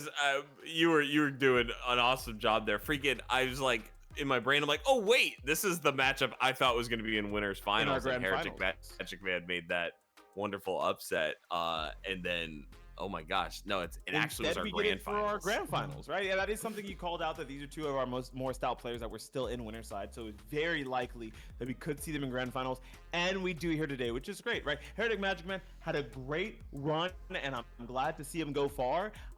All credits to him, but Jimmy wanted to make it back home into this top 2 spot, getting himself, HereticMAGICMAN, getting himself those third place points in the points playoffs. But we have the last 2, Rookie and Jimmy, both represented by Deer and KB. I don't know what KB is, so let's see which one of them will be able to take it here. Yeah, this is going to be a solid one, right? Obviously, Jimmy, an incredible person to be able to take on Rookie, has a lot of matchup knowledge against the Luke. Let's just see if they're able to put their passion into practice here and take out the monster. Yeah, I don't think we're going to see another character out of either of them. So this should just straight up be a Marissa versus Luke matchup. Yeah, I would be extremely surprised as well. The only thing I could potentially see is Rookie maybe switching into another Shoto just for like the giggles, the fun. Yeah, you are in winner side. You have 3 extra games to play around with, and not only that, in those 3 games you have to play around, you could use that as a means to download your opponent before using your own main. That is the upside of being in grand finals winner side. Exactly, like very low chance, but still, like there's always Sagat on the table, like one of the newest Shotos hanging around.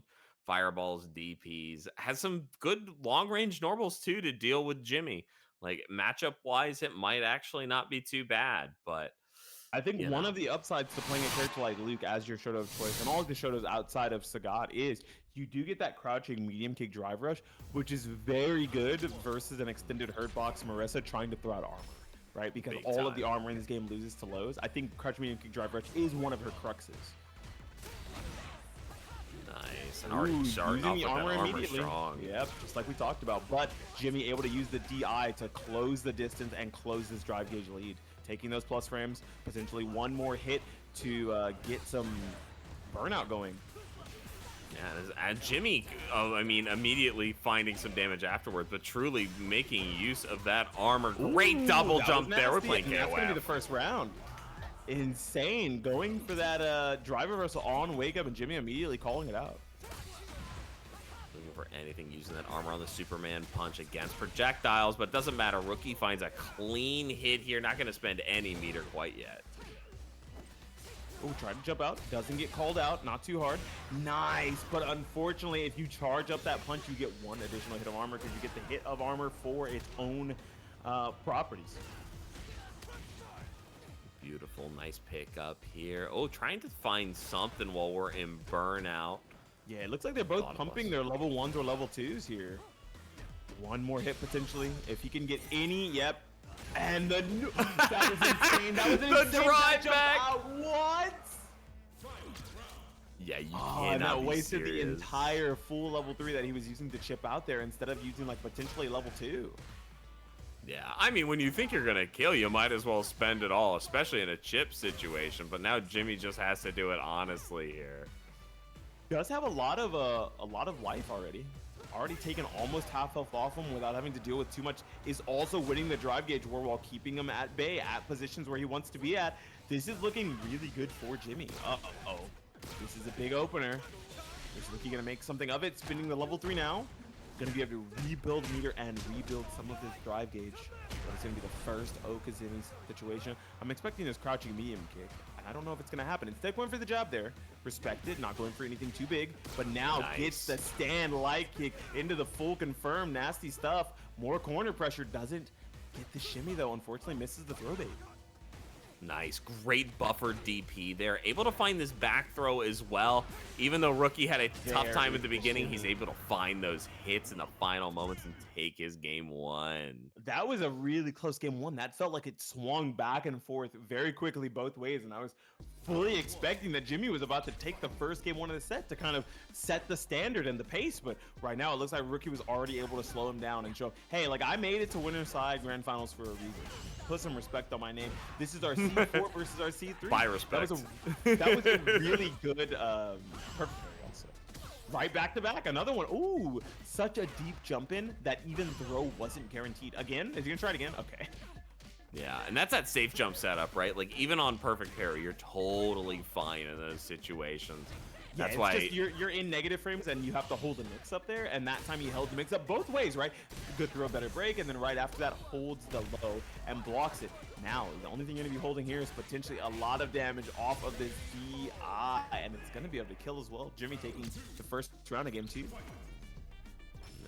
Excellent stuff. I'd love to see a very close match here, but Rookie already starting off strong with those light kicks. One of like Luke's low-key incredible buttons that not many people talk about because everything else in this kit is pretty solid.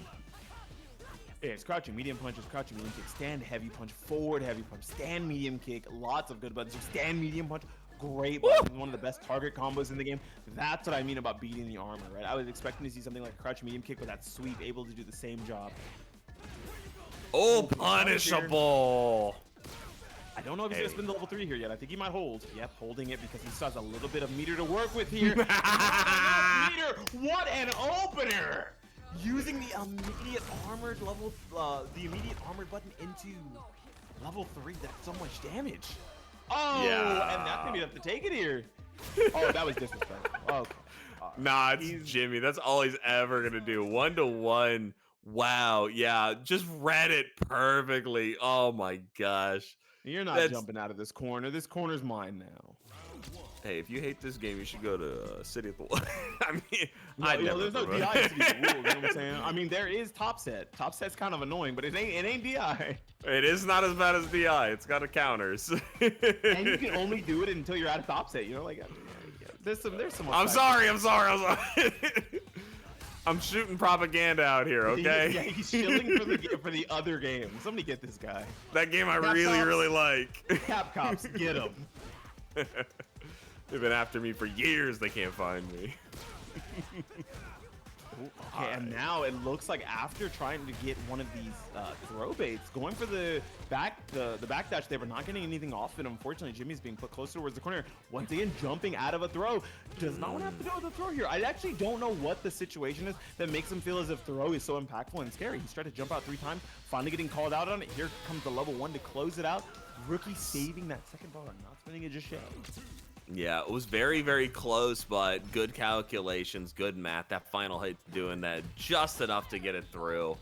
But hey, we're still gonna fall victim to the boom, down to the ground. That looks so painful. Do you see the way Luke slumps down after he gets punched in the back of the head? Ow. No, dude, it's quite literally what is it? Oh, I'm not sure what the right word is. Like, it is a Roman statue being brought to life, right? Would you take that punch for $50,000? Oh, 50,000? Yeah, for sure. That's a lot of broken bones. I think it might be more than 50,000 worth of surgery. Just like it was surgical. How fast Rookie dismantled his second life bar in game number 3. Oh man. Blinked, looked away for a second, made a little quip, and Rookie took down Jimmy.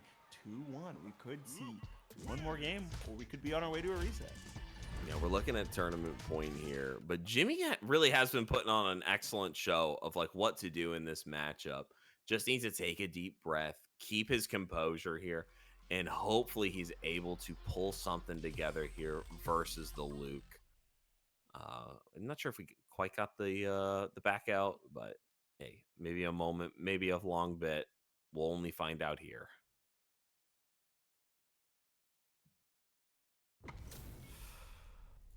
Oh baby, gotta shout out one of my friends. One of my friends redeemed a code. Thank you, one friend. Yeah, one friend. Yeah, I try not to dox people too. Doing my Ooh, best. the Spartan kick. He's a guile player, I wouldn't mind.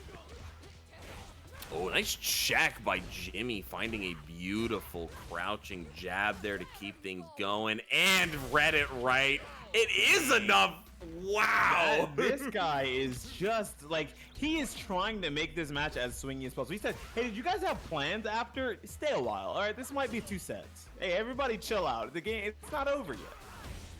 Nice. Great spacing on that standing medium punch coming in here. We're going to get that safe jump set up one more time. Oh Look my at your gosh, drive bar 3 eviscerated. charged heavies in a row. My block hurts. Level 1 to try to fight his way out here. Rookie doing the double dash, trying to get his way out of the corner just like Mario Kart. Yeah, but we're going to be taken back to that mid-screen all the way towards the corner. The Already. rookie game plan on top. Yeah, and the throw. Another jump button immediately. Jimmy using these jump light punches to just stuff any sorts of air approaches. Has a little bit of drive edge left here on the side of Rookie. Does not want to lose it. Just playing passive here. But might unfortunately give Jimmy a lot more drive burnout time back. Yeah, all we have to do is be conservative with this and not actually go for any DI impacts. Like, it's just one of those things we have to get off our back. I think he's level 1 here. Doesn't even need it. Ridiculous. I'm with you on that. He should have spent level 1. No, that was fine. That was optimal. When you're optimal, when you got the math, like you said, you know, Jimmy being a TI 84, maybe Rookie's the next model. Maybe he's the Texas Instruments 85. Heck yeah. But unfortunately, it looks like the battery processor's taking some damage Yeah, right now. I think the battery got smacked out of the back of that calculator. It might not be working anymore. The same jump setup, but that time actually misses it. Charges up the jump heavy just a little too early. Yeah, he's trying to get that empty low setup instead. It's such a powerful thing from Marisa, and you could just palpably feel how patient he wants to be now that he's got that life lead. He's happy to stack over there. Oh, going for the drive reversal immediately. I like that. Keeping the drive gauge even here. Both of them at 3, almost 4 bars. Another drive reversal right back, taking that immediate 6-frame punish. That was the perfect 6-frame punish into knocking down that drive gauge. I believe this might actually legitimately be a burnout. This is a huge situation for Rookie. This could be it. Nice. Getting the, yep. And then there's the throw loops. No, not even baited. Feigned the throw loops and kills the health bar. Rookie is going to did not do just enough to take it. Again, why does Rookie keep doing this? Look at him buffer in the level. Instead, just going for the overhead kick. That will be enough to chip out. He is really giving me a heart attack. Let's close that out in 3-1 fashion. Powerful stuff. Getting the lion's share of those points, the lion's share of the matcherino, and the lion's share of the accolades tonight. Congratulations to Rookie. Yeah, no, put on a show for us, put everything together in those final little bits, and made it nice and close as well. I can never give our players enough credit for being fantastic. Yeah, for real.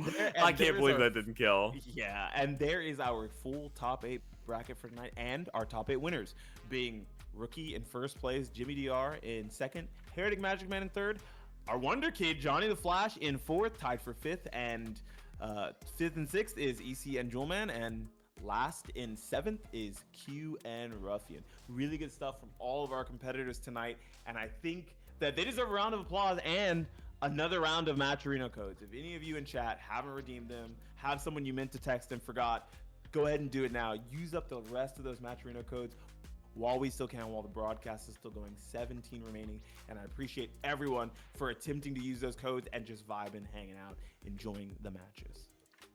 Yeah, it's truly been a great night. It's always an awesome time when Xtreme Fighters Showdown shows up and produces us matches. They're doing something for you guys every single weekend, but the next time you guys are going to see Street Fighter 6 is going to be 1 month from now, December 13th, 2025. I have that week off of work, so I will be here in some capacity, whether it be on mic or just I might be running around the country. I have absolutely no idea, to be fair, but it doesn't matter. You guys should be here hanging out with these awesome people, playing some Street Fighter 6, and just overall having a great time.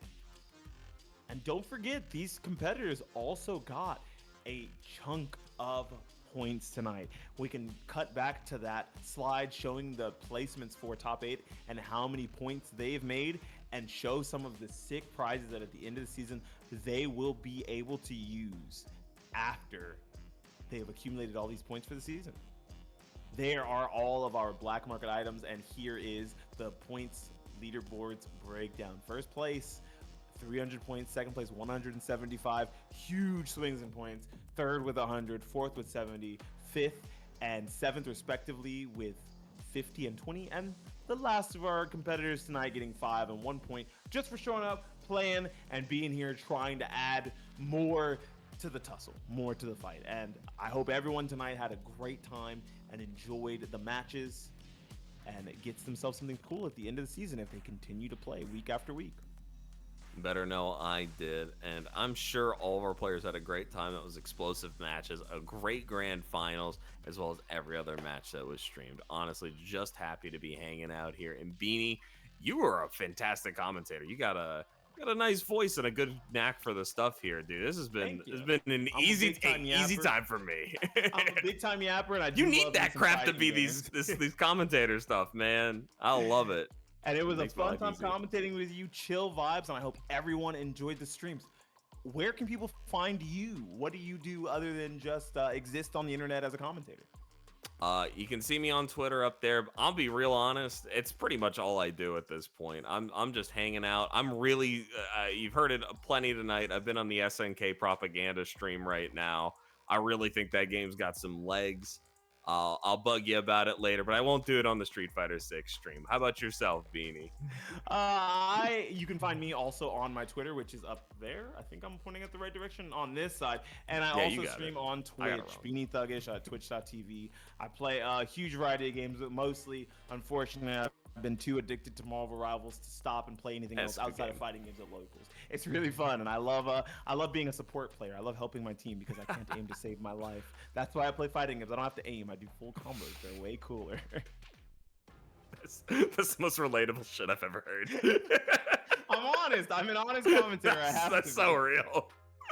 Oh, but anyways, I gotta give it up to Xtreme Fighters Showdown for having us out here, and we hope we will see you guys here at least in 1 month. But come out and support them plenty by following the channel, subscribing if you got that free Prime membership, all that stuff. And we hope to see you guys real soon. You guys take care.